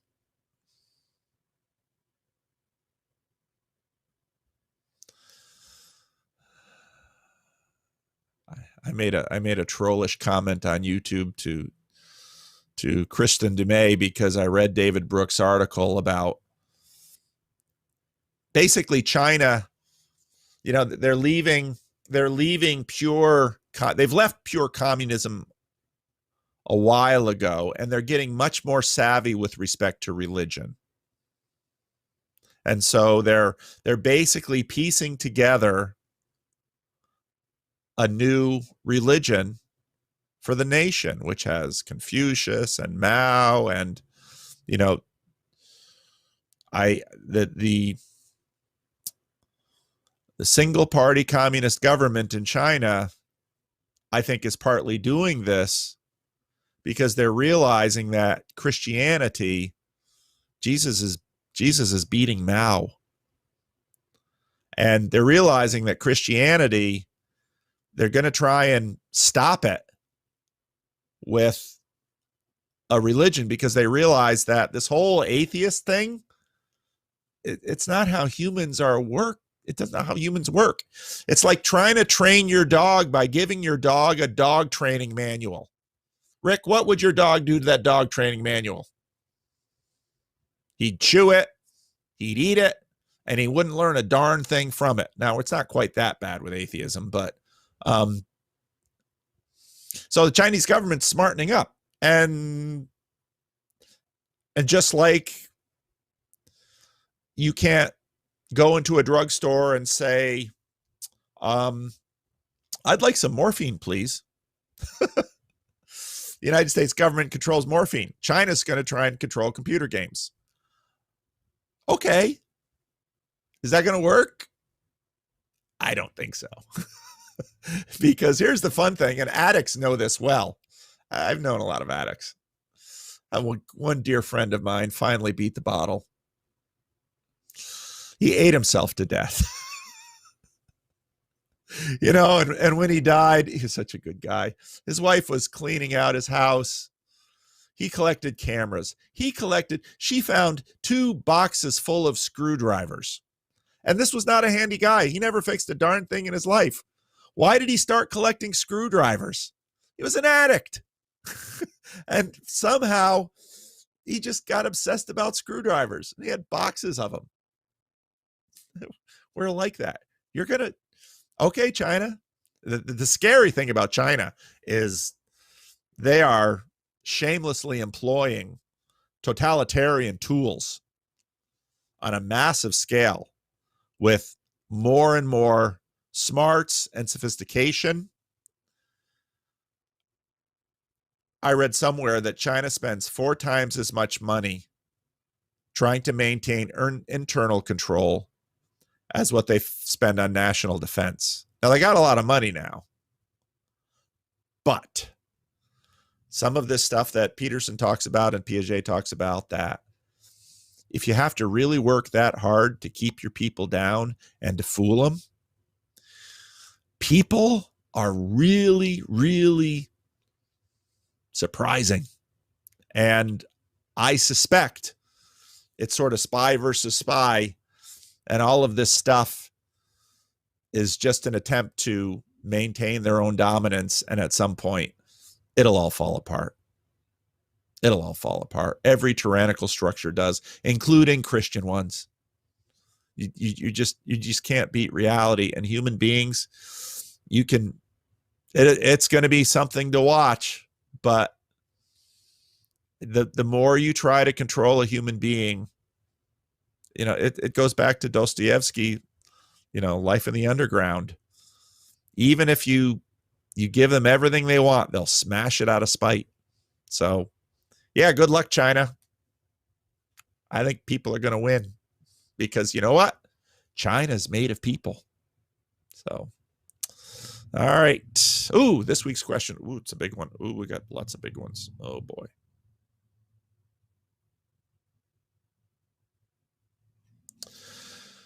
Okay. Hi, Paul. My understanding of Christ's ethic is one of selflessness, self-sacrificing altruism. Now, if you read Lewis makes a really important point that the ethic isn't really selflessness. The ethic is love. And the point that Lewis makes with that is you've taken a positive, which is love, and turned it into a negative. And the reason we do that is because the world is big and complex. It's easier for us to figure out what not to do than what to do. So let's talk about my marriage. It's really helpful for my marriage if I don't sleep with other women. I know that might surprise you. And I know some of you imagine that liberation means never having to say no to your libido. But I'll tell you this. If I follow this rule, don't sleep with other women, my marriage goes better. Big surprise, I know. There it is. If I just don't sleep with other women, there are still 1,000 other ways I can derail my marriage. In other words, the negative is helpful because it defines precisely, but it isn't actually sufficient. And what that means is these negatives are, we need them. Like that's kind of the relationship between spirit and law and love and law. So I can not sleep with any other women and still have a horrible marriage. What I need to do for a good marriage is love my wife. Well, what does that require? Oh boy. What doesn't that require? So that's the difference between a negative and a positive. And it's really important in getting some precision. The ethic is not deny yourself. Now, part of loving my wife means denying myself the pleasure and misery of sleeping with other women. It's a part of it, but the goal is love the Lord your God with all your heart, soul, mind, and love your neighbor as yourself. That's a positive. Turning it into a negative might be instrumentally helpful because of how we are, but don't confuse it with the goal. If our ultimate goal as Christians is salvation, Oh boy. Buzzwords are holy words. What does that word mean? To achieve eternal bliss and avoid eternal torment, how can any good deed of ours be selfish? Exactly. And this is exactly the problem of a negative. If the goal is to love my wife, a negative is don't sleep with other women. That makes sense. If the goal is to not sleep with other women because I want my wife to get along with me and to not, I don't know, think she'd shoot me if I slept with another woman. My wife's a pretty passionate person. She probably wouldn't shoot me. We don't own guns. She wouldn't be happy, I'll tell you that. And it's this dynamic that Lewis gets at that's here. And a lot of these kinds of questions sort of pivot on that. You are to love your neighbor because your neighbor is an image bearer of God, and because in some ways you love God through your neighbor. Now, one of the things that I did this week was I restricted some water access outside the church because my homeless encampment was getting out of hand. And I feel really bad about that because you need water, and it's really hot in Sacramento this time of year. And it's really inconvenient, and some bunch of the homeless guys don't like this at all because it was really convenient to be able to sit right here outside my office and have a water hose and water the concrete and have water running down the street, and the neighbors calling me, don't you know that there's a drought on? It's a mess. How am I going to love these homeless people? The thing is, I got to love these homeless people, and I got to love the members of my church, and I got to love the other people who are sharing the California reservoirs, and I've got to love God, and yeah. So don't kill anybody. Well, that's a good rule, but it's insufficient to attain the goal. So the goal of salvation, well, and that's part of the reason, Peterson and Peugeot talked about theosis, because the goal is God. And participation, that's a good word. Protestants feel a little more comfortable with that word. But the goal is God. So, and salvation is a word that is helpful for understanding that. But sort of what's happened by virtue of these negatives, well, the goal is avoiding hell. No, because I'm avoiding hell right now. I still haven't achieved the goal. The goal is union with Christ. Well, that's why I'm in church, because this is towards union with Christ. I'm not trying to claim our concern for others is instead concern for ourselves and eternal well-being. That's exactly right. If you make loving others instrumental in, let's say, a Christian hedonist goal, there's some issues. But that's, again, because you've taken a positive and turned it into a negative, and there's always limitations to the negative that aren't actually full, that aren't actually as present in the positive. And so your goal should be to love God. Now, if the real goal is I want a pleasurable afterlife and not an uncomfortable one, well, then that's your goal, and your goal isn't God. And you've taken a lesser goal. And then you have all these kind of issues that flow out of it, and that kind of runs us around in circles. I'm not trying to claim that my conversion to Christianity involves no self-interest, far from it. I want to be happy, of course. And I know there's no true happiness without God, right? That's why it's the main goal. It's when it comes to helping others to being righteous, I want to be because of love, true love, like Christ's love for us, exactly. Selfless and self-sacrifice. Those are two things. Like, part of loving my wife is not sleeping with other women. But just avoiding sleeping with other women still leaves me far from loving my wife as I should. So I'll keep going. Benja. Hey, Papa Paul. You tackled my question regarding medical segregation and my resentment. It was helpful as it was moving. We must continue to love our enemies. And I'm trying and failing. Aren't we all? I work in Ireland teaching theater and drama. Oh, that's interesting. Work has been scant, but I've managed to keep afloat thus far. That's good.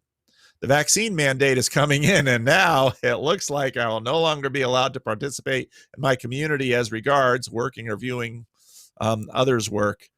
I've just lost 2 big jobs that were going to get us through the winter due to my unclean status. Yeah, that's how power works.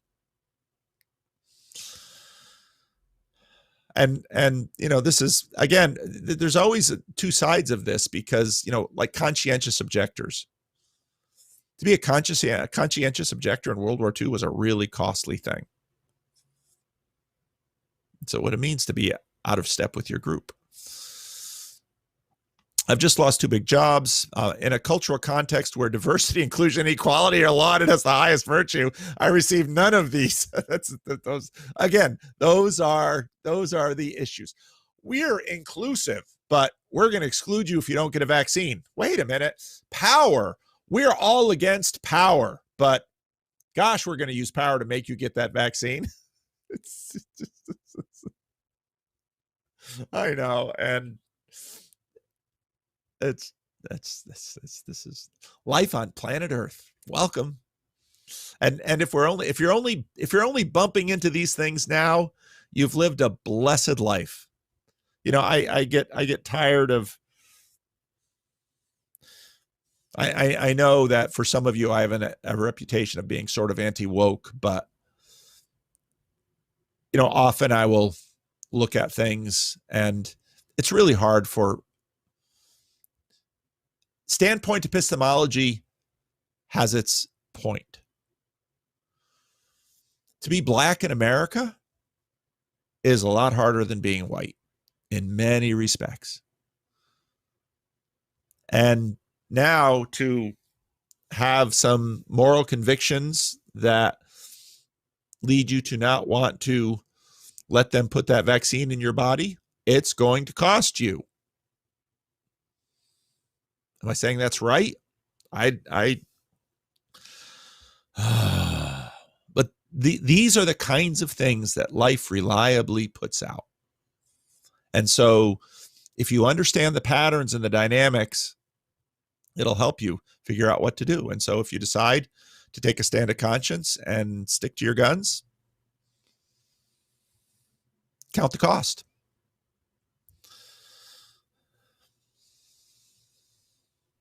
But diversity, inclusion, and equity are lauded at the highest values. I received none of them from my artsy community. Nothing but a deep, cutting sneer and contempt. Yeah, isn't it grand? Perhaps it's deserved. I wouldn't go that far. Because their sneer and contempt is that's from them too. Racism is real. Racism gets into structures. Racism, just like any other sin, is pervasive. But your friends who are sneering at you, what are they expressing? Pride, inclusion. These are human games of social control. But I cannot ignore the throne in my consciousness that speaks, do not yield for this contempt. If I were to get the medical procedure, it would be for the relief from being shunned and freedom to work and teach children again, not for medical reasons. I desperately want, now we're getting into some issues of purity too, because did you get the MMR vaccine? Did you get the polio vaccine? What about this vaccine? And again, these things sort of scale up. So I have a lot of respect for people who have a situation of conscience and can stick to it, even if I disagree with what it is that they're sticking to. I'm impressed by vegans. I like eating meat. So vegans, wow, you're able to pull that off. I'm impressed. It's like Jordan Peterson being impressed by the 2-year-old who could hold his breath till he passed out. Peterson's like, yeah, bring him here. I want to see him. So I'm not going to tell you to abandon your claim, because actually, the world was changed by Jesus Christ because he decided to go to the cross. And it's this weird drama of Jesus didn't commit suicide. But it's abundantly clear from the gospel readings that Jesus could have avoided his execution. And everybody knew it. When Jesus is like, we're going to Jerusalem, his disciples are like, that's a bad idea. Up here in Galilee, we can just keep doing this healing thing and this miracle thing and the popularity thing. We'll just keep doing this show here. And let's do this for 10 or 15 years. And I don't know, maybe Rome will collapse. Jesus is like, nope, we're going to Galilee, or we're going to Judea. We're going to Jerusalem, and I'm going to die there. This is your plan? I desperately want my life back, but the cost would be to disregard what seems to me to be the voice of my conscience. Stick to your conscience. When I predicted that this would manifest as it has, people around me kept discounting what I was saying as manic episodes or conspiracy. I feel gaslit, abandoned, cast out, and betrayed, and yet somehow closer to God than ever. Yeah, that'll definitely happen.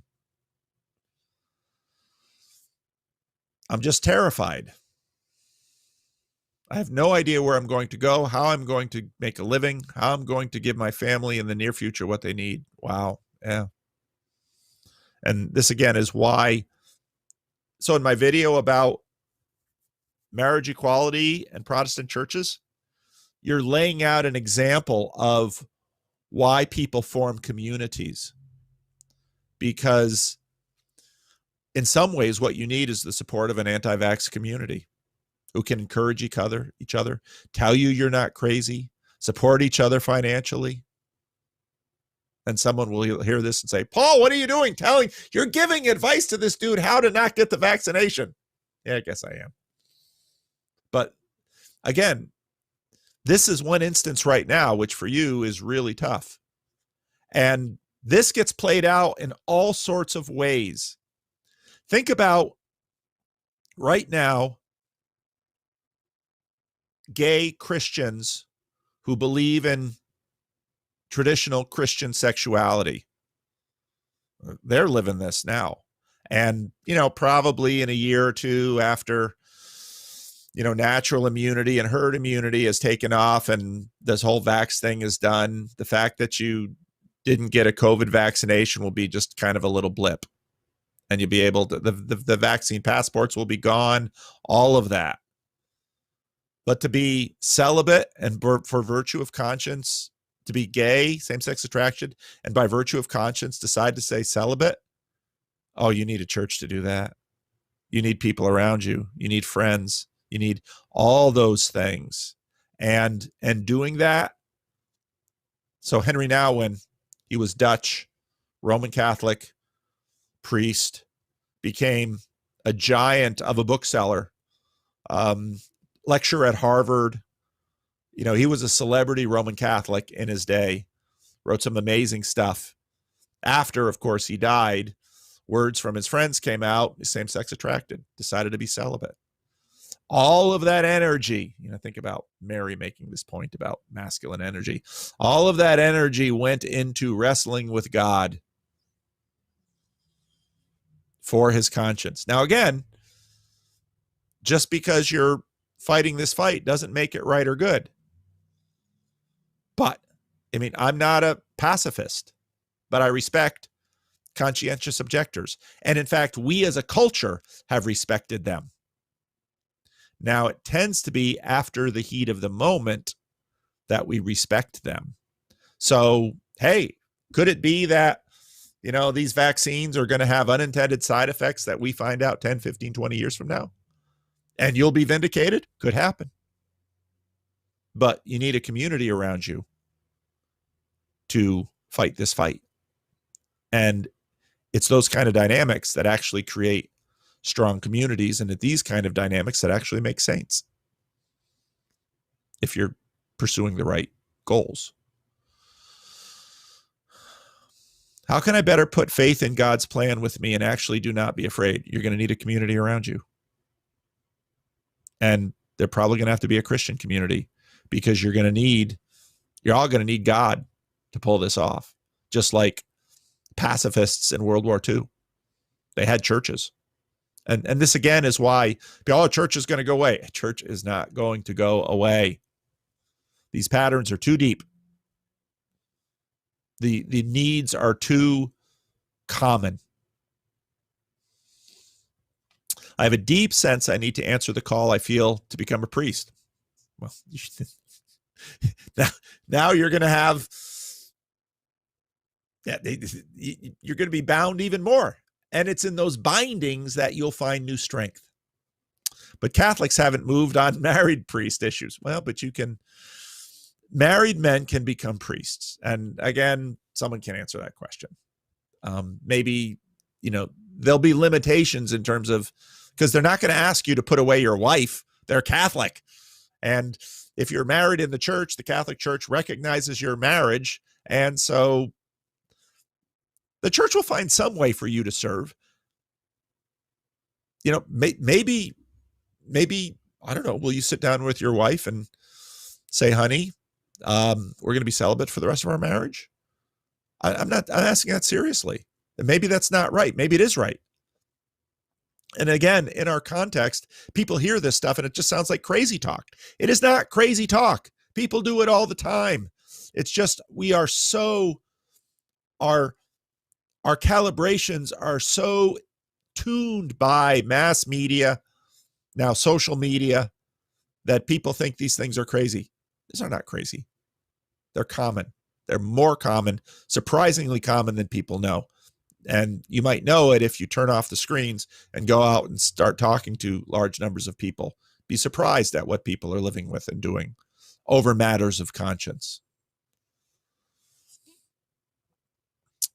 And my girlfriend says she's unsure. Oh, I thought you were married. My girlfriend says she's unsure, giving her family background from Northern Ireland, whether she would stay with me if I became a Protestant minister. Boy, you do have a bunch of... Oh, Ben, I'm sorry I'm laughing. I don't want you to interpret my laughter as taking anything that you're writing here lightly, because it's deeply, deeply serious. And now the more I know your story, the more I can understand your opposition to vaccines. I know Brett Sockold wrote a piece saying that the Catholic hierarchy has said it's, in terms of questions of abortion, it's ethical to take the vaccine. Maybe you don't buy that. And that might be the ground of your conscientious objection to the vaccine. And if that is the case, stick to your guns. I encourage you, even if I disagree with you, I took the vaccine. But stick to your guns. And because it's these kinds of issues that you are taking seriously, and the seriousness with which you take them, that will be the fertile ground by which God will do big things through you. Now, it might be that 10, 20 years from now, you look back on your decisions now and have a different perspective on them. That's okay. Don't abandon your convictions for that motivation, because I suspect God is working through all of these things in you to make you to be the kind of Christian and the kind of saint he wants you to be. And it sounds like you're doing legitimate work. Now, other Roman Catholics might wade in and say, this is why the church has made its statement, and you'll have to weigh all that. Just like the question of celibacy and your girlfriend. That's a biggie. And maybe you'll decide to be a deacon, to get involved at the deacons program. And, there's such a shortage of priests that deacons are allowed to do great ministry now.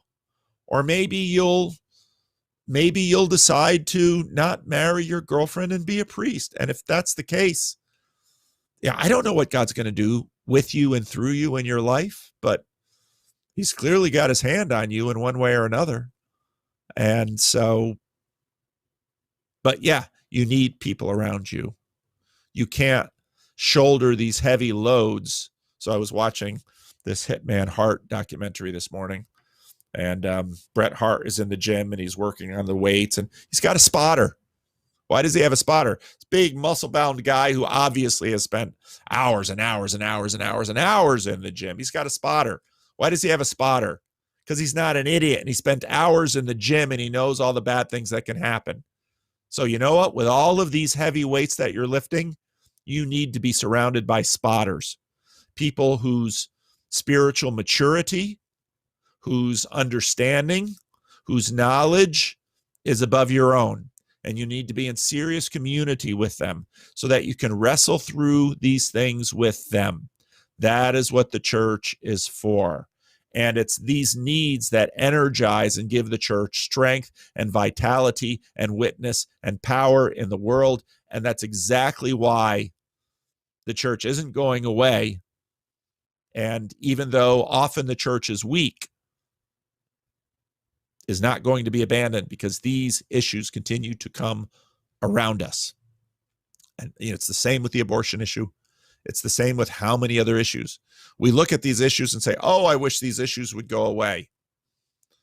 Yeah, we should wish that they'd be resolved, but the conflicts from the issues themselves are part of what God uses to build spiritual muscles in us. So, yeah. So don't sell out. Do your work. Surround yourself with wise Christian, Catholic saints. Talk to them. Let them speak into your life. Marcus, have you ever thought about selling merch? So this is part of the branding conversation, Rick. So my daughter made some merch, and Max of Meaning put a link to it right there. And,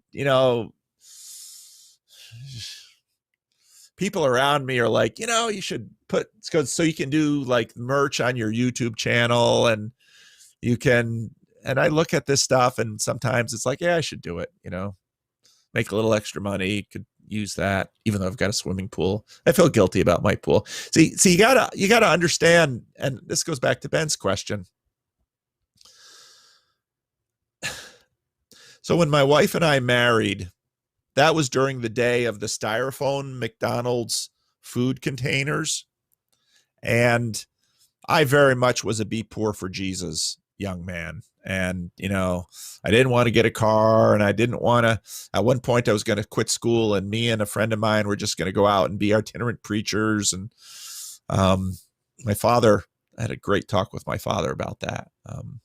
Because my mother was freaking the heck out. She's like, you're going to what? You just got a college degree and are in seminary, and you're going to walk away from it all, and you and your crazy friend are just going to go out and become itinerant preachers?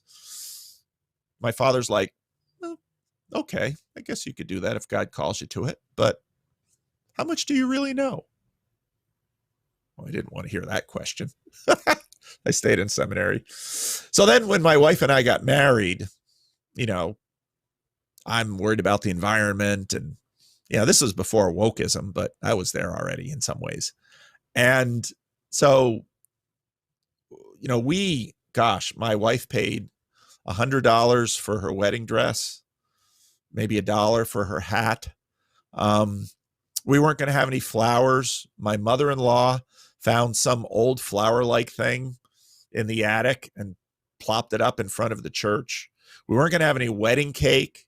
My mother-in-law just couldn't deal with that, so she bought one anyway. And then one of the rules we gave, so my wife's aunt and her family members catered the wedding, a classic cheap Dutch Calvinist wedding, had sandwiches. And my mother-in-law, till her dying day, kicked herself for not getting what are you putting up, Rick? Oh, there's the merch. Okay. I thought you were going to put up a wedding picture or something that you might have found. So, So we told my wife's aunts, you may not use styrofoam plates And they're like, oh crap, now we're going to find paper plates. And we put these poor people all through the ringer just so my wife just so our wedding wouldn't add to the non-biodegradable mass in the landfills. Now I don't think a darn thing if I use a styrofoam plate. Have I sold out? So stick to your guns, Ben. Do your work. And so then when it comes to merch, it's like, do I want to have merch? I don't know if I want to have merch. So that merch that my daughter made, she gets all the money, which my daughter loves. And I think she's made maybe $5. But I really love the little art that she made. And so I'm tempted sometimes just to make merch. But then people are like, Paul, you really do have to take care of your financial future. And I'm not poor. I've got a pension. I've got my needs met. And then I've got debt, and I shouldn't have debt. And it's a mess. It's a mess. But anyway, so yeah, there's merch. We might be able to finish. All right. Prophet Zacharias. I don't know if it's uniquely American problem, but I think the megachurch phenomenon comes out of the fast food model, corporate model, which themselves come from the Judeo-Christian feedback loop. Oh, that's interesting. I've always thought that this was a genius insight in the movie There Will Be Blood, and confirmed by me by the Ray Kroc McDonald's movie, The Founder. I never thought of putting those movies together. See, I'm a light touch. I'm going to watch those movies again now. Just like I have to read Rubicon. Just like I have to read the book that arrived in the mail. It's that Plato book that Vervaeke mentioned. Vervaeke mentioned this. This is the best book of Plato I've ever read. Doggone it. I ordered the sucker on Amazon immediately. Now I got to read it along with Rubicon and watch these two movies. Okay, here we go. I also listened to the audiobook version of Oneida. Yeah, that was a good book. Glad I already read that. Now I want to read it again, which you recommended. And this pattern also plays out well out there. I think more than anything else, I could be wrong. Obviously, the megachurch phenomenon is the last bastion of Boomer X shopping mall, shopping center, fast food culture. No, it's not going away. It's growing. With the side of double inversion, as these also act like a town hall and some incorporating liturgical aspects of it. I think you're very much into it. So part of all of my far too many projects that I start and can't finish, of course, is The Rise and Fall of Mars Hill, which bleeds into this book on megachurches. A lot of it has to do with scale. So Mark Driscoll and I got in trouble on Voices about Nadia Bolz-Weber. Mark Driscoll and Nadia Bolz-Weber start out in the same place. Mark Driscoll winds up being exactly the kind of thing that the young emergents pushing against the megachurch despised. Rick Warren became his mentor. Sell out. Nadia Bolz-Weber becomes part of the Lutheran hierarchy. Cussing and tats and ethically sourced porn and all. This is where we get to these structural issues. And to maybe tie this whole question and answer together, part of what Peterson noted, which I think he was very right about, is that all of the circumlocution and secularity to avoid religious language, Peterson's right. You get to a certain level and your language is going to become religious. And even if you're using words that at the moment are not identified as being religious, you're going to use those words in a religious way. You are not going to get out of these structures. They are there. And so a lot of what McDonald's, Oneida, a lot of what these books that you've mentioned recognize is that scale. If you're going to be dealing with human beings at scale, patterns will emerge. You see this in the Roman Catholic Church. The Roman Catholic Church has done scale like no other organization in world history. I mean, think about that organization. The Roman Catholic Church is different from When we say the Orthodox Church, what's included in that is a very different organism than this Roman Catholic hierarchy. I mean, just the Roman Catholic Church is an astounding thing to think about. It's endurance. I know some of you are like, Hank is out there. Vanderclay's going to be Roman Catholic soon enough. I'll keep the seat open for him. Well, first of all, Hank, I'm not in Chicago, and go ahead and hold your breath. I want to see if you can hold it enough to pass out. No, you're onto something. These things are we don't get around these things, and some of these things are this is the stuff that Rick and I are talking about with branding. And when Rick's like, we got to brand better. Yeah, you're right. Branding means compromise. This is the same stuff that Chris Williamson and David Fuller were talking about in that podcast that I did a little bit of commentary on earlier in the week. It's the same issues. And it's and this is part of the power of the tools that Peugeot brings to this, is that these symbolism tools scale really well. And these hierarchical understandings fit things very well. The power of equality is simplicity. The power, ironically, the power of hierarchy is inclusion. It's reality has a structure. And you can learn about the creator of the structure by looking at the structure of reality. And that is knowledge. And the best language for that is knowledge of God. Oh, but that's the best language. Peterson's right. All right. Chad the alcoholic. Oh, I better write end of questions.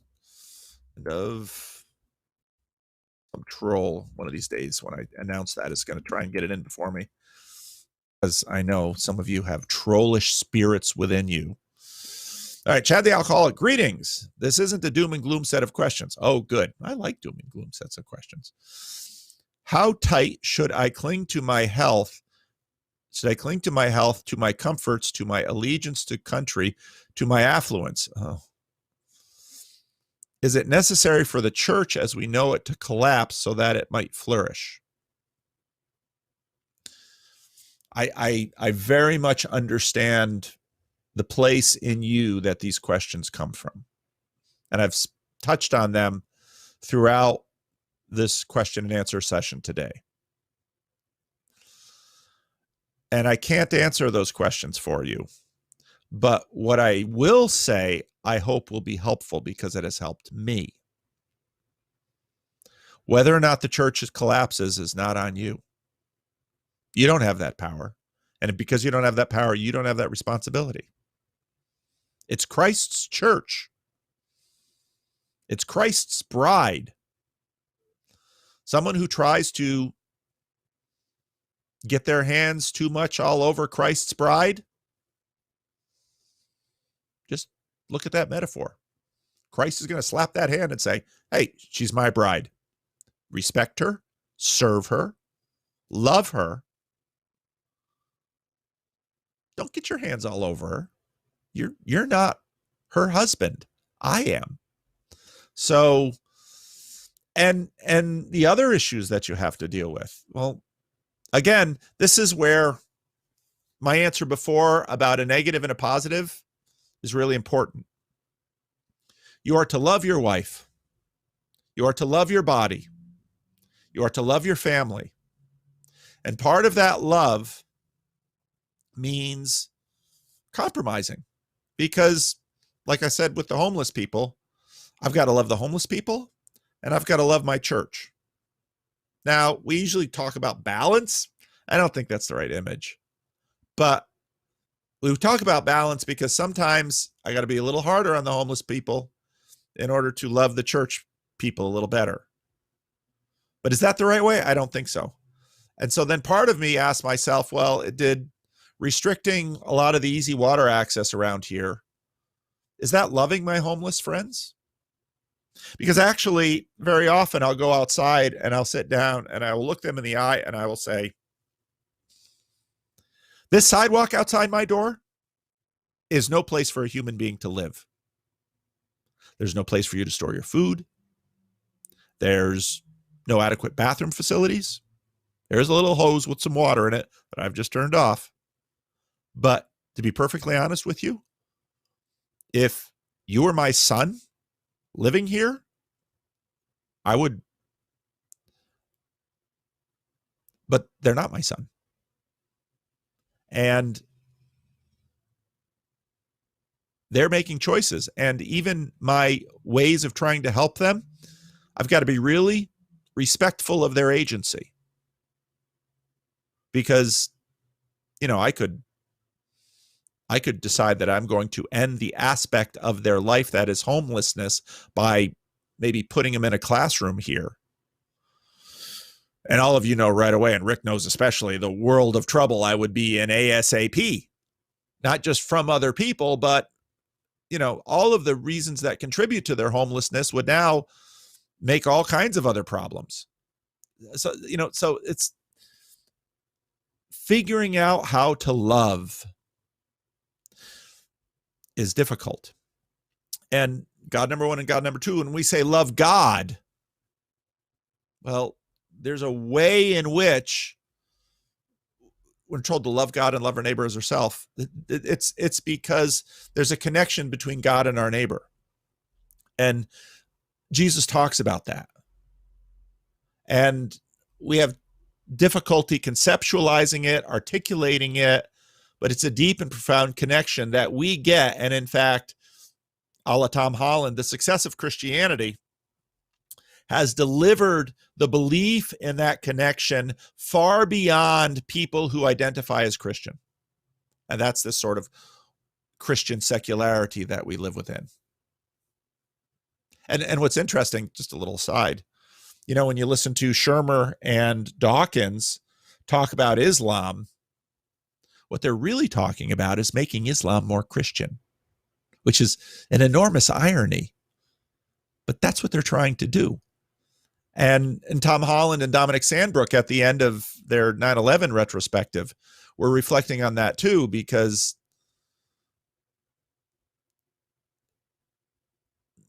Muslims understand some lines that Christians don't see. And so when George W. Bush was on TV talking all these values, he wasn't understanding that some very, not unlike our friend here who's refusing to get a vaccination, he wasn't understanding that some of the 9/11 people were hearing this as basically religious colonization and a crusade. And so one of the stated goals of the 9/11 hijackers was to destroy international law, because they very clearly saw that this secular value of international law is a Christian value, and they wanted to take it down. And so ironically, when Americans practiced enhanced interrogation and, you know, sort of skirted issues of international law on the bodies of these hijackers, or not the hijackers because they all died, of course, but on the bodies of these terrorists, in some ways, when the terrorists are like, each time you torture me, I win.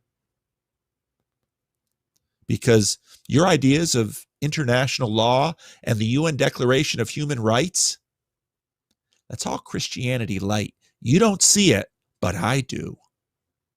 And so I am going to be brutal enough to you to have you betray what you deeply believe. And it's actually, and if you understand that dynamic and you look at Christ crucified, suddenly you'll see something that, and this, again, Peugeot talks about this better than almost anybody else. In that way, Jesus takes that power of the terrorist, and Jesus goes to the Roman terrorists and the other religious tyrants of his day and says, go ahead, make me your victim. And one of the most beautiful things about this American civil rights movement that is seems nearly completely lost on this facile wokeism is the spirit that many civil rights, deeply Christian civil rights people said, which was, you can beat my body, you can take away my rights, but you can't make me hate you. Something profoundly Christian in that idea, and it is powerful. And so that's the spirit that a Christian, for conscience sake, who won't receive a vaccination, has to say to those who despise him and say, you may despise me, you may say all kinds of evil things about me, but you can't make me hate you. And he quite rightly comes to me and says, how can I not hate them? They're destroying my life. And that's why I say, turn to Christ. Because you look at Christ, and Christ alone will say, I know what you mean. I came to this world as its author in order to love its people, and they killed me for it. And I love them still. Not in some facile, shallow, simplistic way, but in a way that fills the cosmos. That's the gospel. It's not the negatives. It's love. So, yeah. What is the church's responsibility in speaking out against evil from your perspective? Speak the truth in love. Because the goal is love. So if you betray the goal in the pursuit of it, and that's the whole question of, so Tom Holland, Dominic Sandbrook said basically what the 9/11 attackers effectively accomplished was the destruction of America's reputation with much of the world in terms of some of its moral high ground.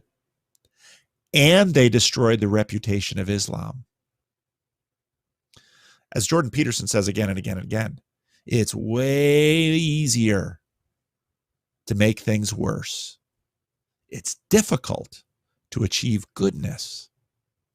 And that was a great example. So yes, the church has to figure out, and I would say, you say, speak out against evil. Okay, your focus is on speech. What does the church really have to do? Is show goodness, and evil will be revealed as it is in exactly the proper way, as something we should flee from. So, and in the, in the whole, so if Christians believe that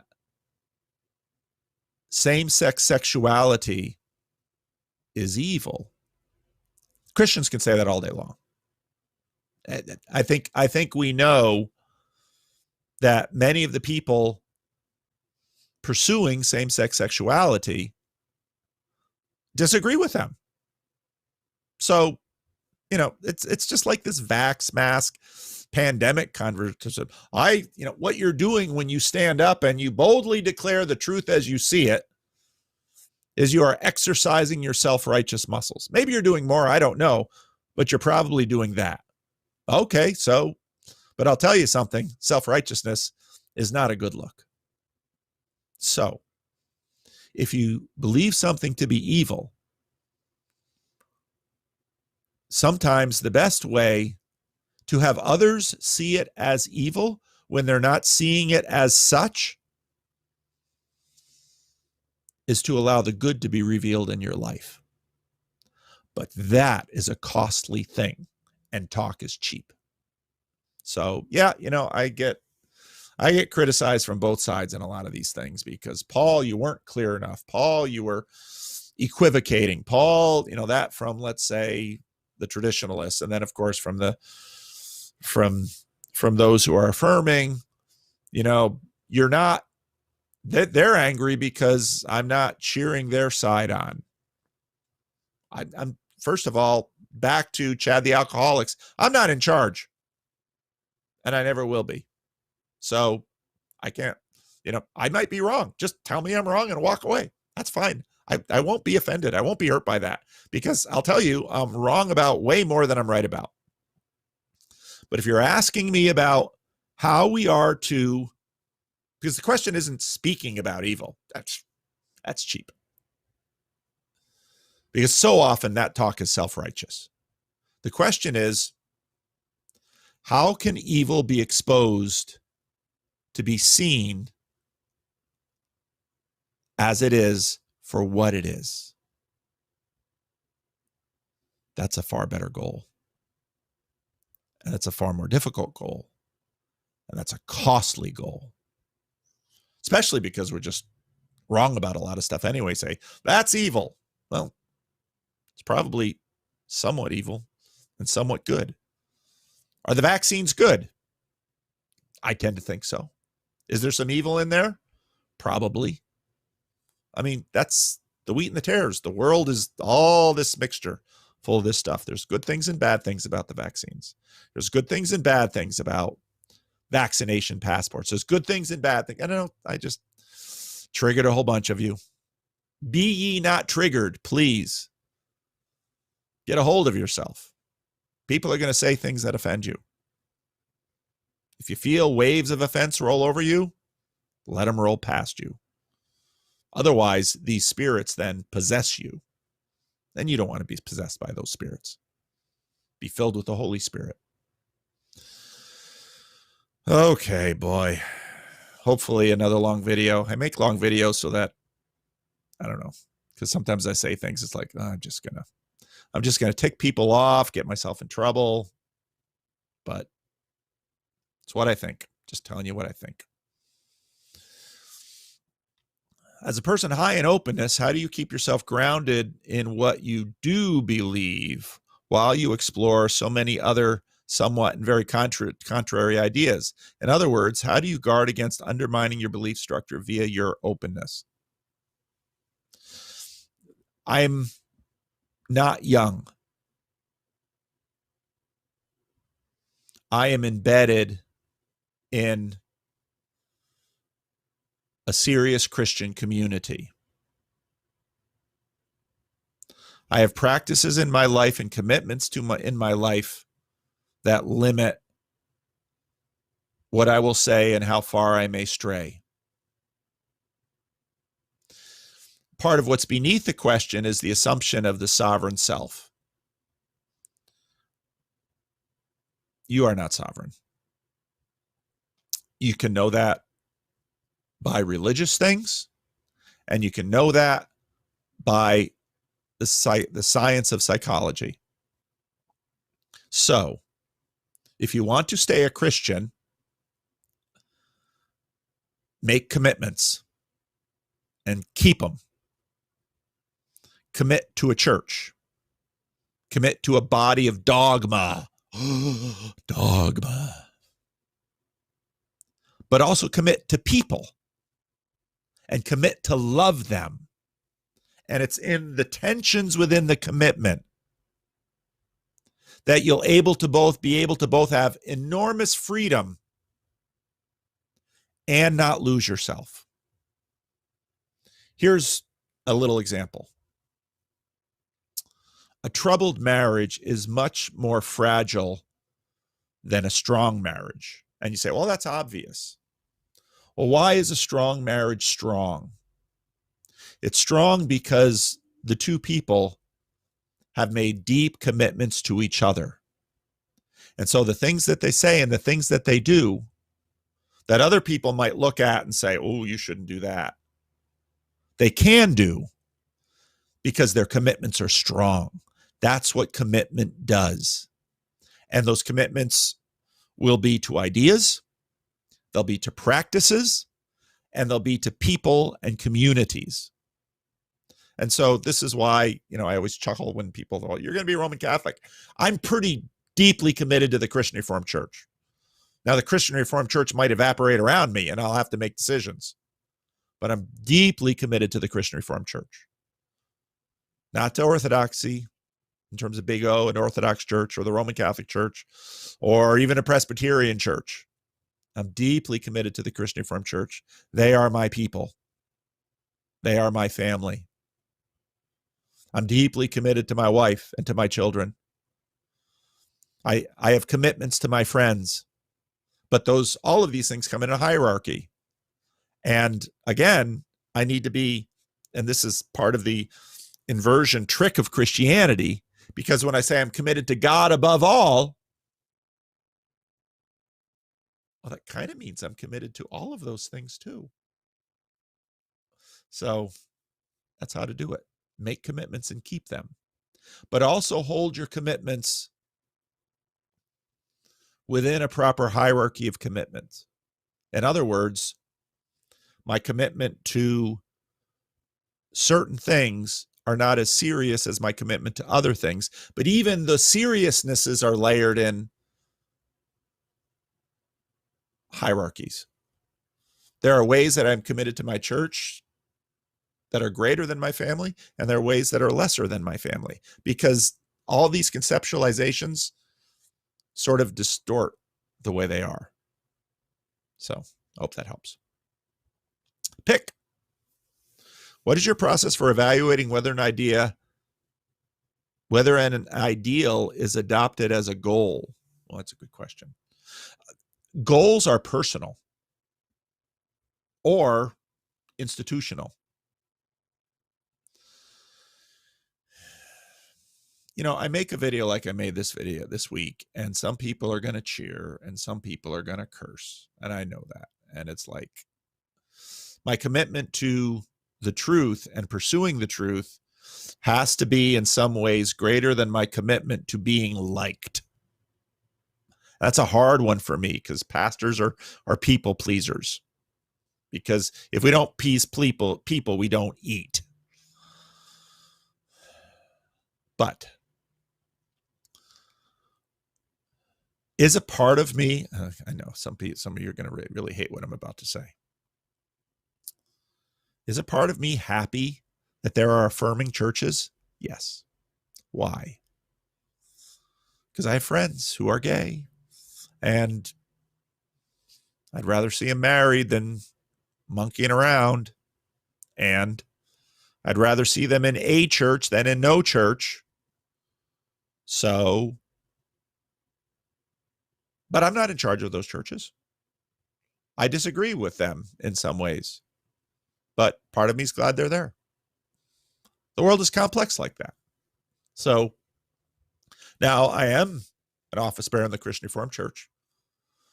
I would love to never say a word about All One Body or the Human Sexuality Report. Could I? Probably not. I'm too mouthy. I talk too much. Should I talk about them? Yes. Why?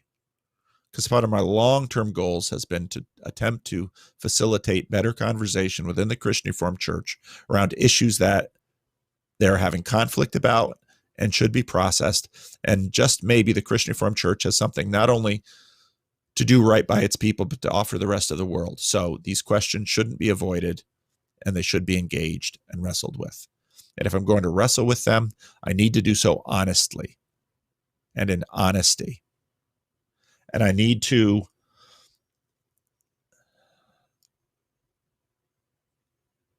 and that means that I will make some people happy and some people angry. So be it. But because I love my church and because ideals are important, I'm going to wrestle with the issues. And so a goal of mine is to talk about these things. Will I lose YouTube subscribers on one end and gain on another? Sure. And then I'll say something else and I'll tick off the other side. I'm speaking for me. I'm offering myself. And I think that's what Christ did for us. So we should do it for each other. Disagree with me? Want to shut me up? Part of the beauty of social media is to do what I do right now. I could never do it sitting in a denominational office in the Christian Reformed Church, because there's a hierarchy there. And parts of the hierarchy would say, we don't want Vanderklay talking about these things. There's other people in those offices I'm sure would love to have me shut up. Other people are cheering me on. Here we are. So the personal aspect goes into the analysis of which ideals should be a goal. This seems like something Western culture is really struggling with right now because of the push to be inclusive. Absolutely. Absolutely. Because, and Holland and Sandbrook in their 9/11 retrospective, I thought handled this quite well. Tom Holland especially, he said, what George Bush and Osama bin Laden had in common was a universalist vision. George Bush and the United States, I get so chagrined at evangelicals that are losing their stuff over Christian nationalism. All the time on my Twitter feed, I see, here we're having a conference or a symposium about Christian nationalism. Oh, isn't it horrible that all of these Trump supporters had Bibles and crosses and yada, yada, yada, and they're... What did you expect? The same bandwidth that carries our political allegiance is really close to our religious allegiance. And the other side of this big fight doesn't recognize their Christian imperialism. Osama bin Laden saw it. The rest of the world sees it. Africa sees it. Read an article about how part of the reason Africa is cozying up to China is they're sick of the nagging, the moralistic nagging from the West. Now, I think they're going to have other issues with China, but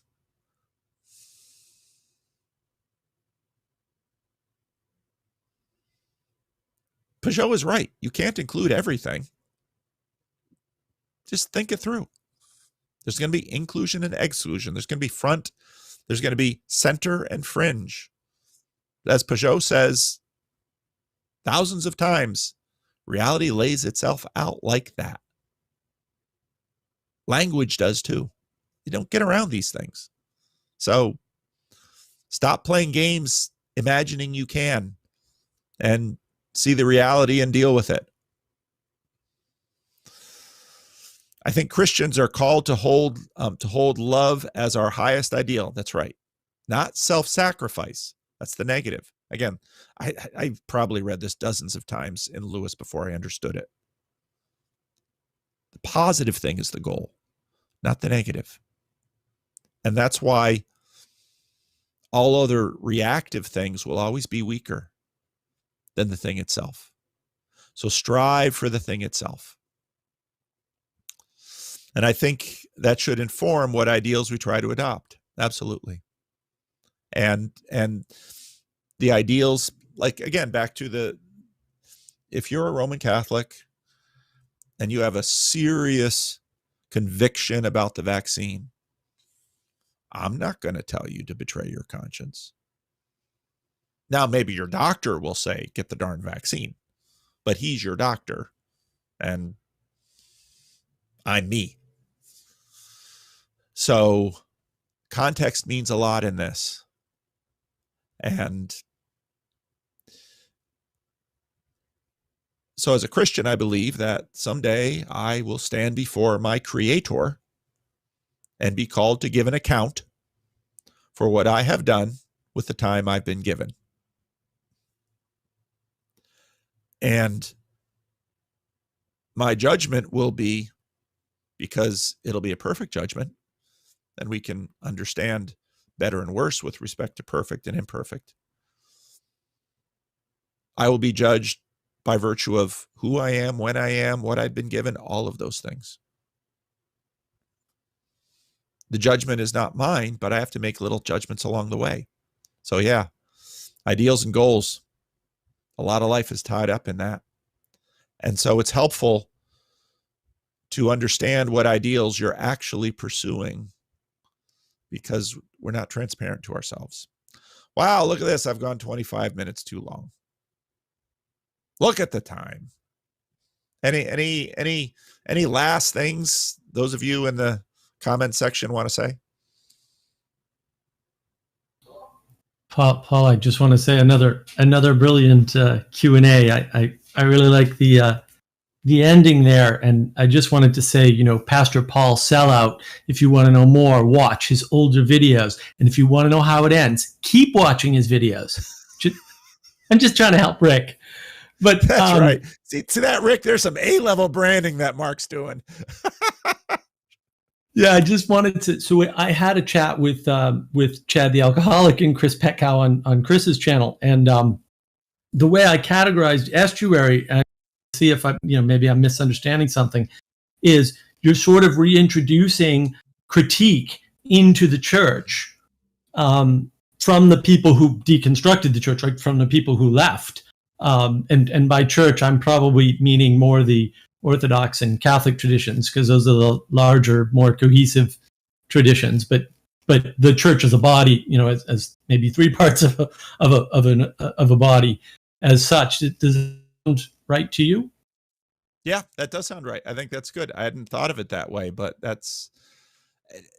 see, structures have difficulty with critique naturally.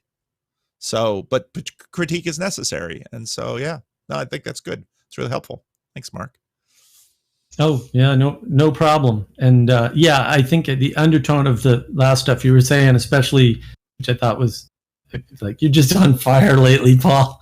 I thought that was great, is that we've become so disconnected from our values that we're using those values as a given. Right, and this is that middle out. So we're standing on or some of us are trying to stand on objective material reality, saying, "Well, of course, murder is wrong," right? And then building everything from there, because we're too disconnected from the tradition that created the values that we're sort of taken for granted. And I think that might be part of the deep middle out thinking that we're seeing today. Good. And if you haven't noticed in my videos, Mark leaves really long, meaty comments in my videos. And I actually thought of you, Mark, when I listened to Chris Williamson and David Fuller talking about comment sections. And Chris was like, I wish people would leave long, thoughtful comments. And I thought, they do on my channel. Y'all who leave long, thoughtful comments you've really helped me. And so that's the potential of YouTube. Too bad it's not often realized. So thank you. Anybody else have something to say before I tell Rick to end transmission? Great job. Thank you. Thanks, Chad. All right. This is it for today. And Rick, you can end transmission. Then I'll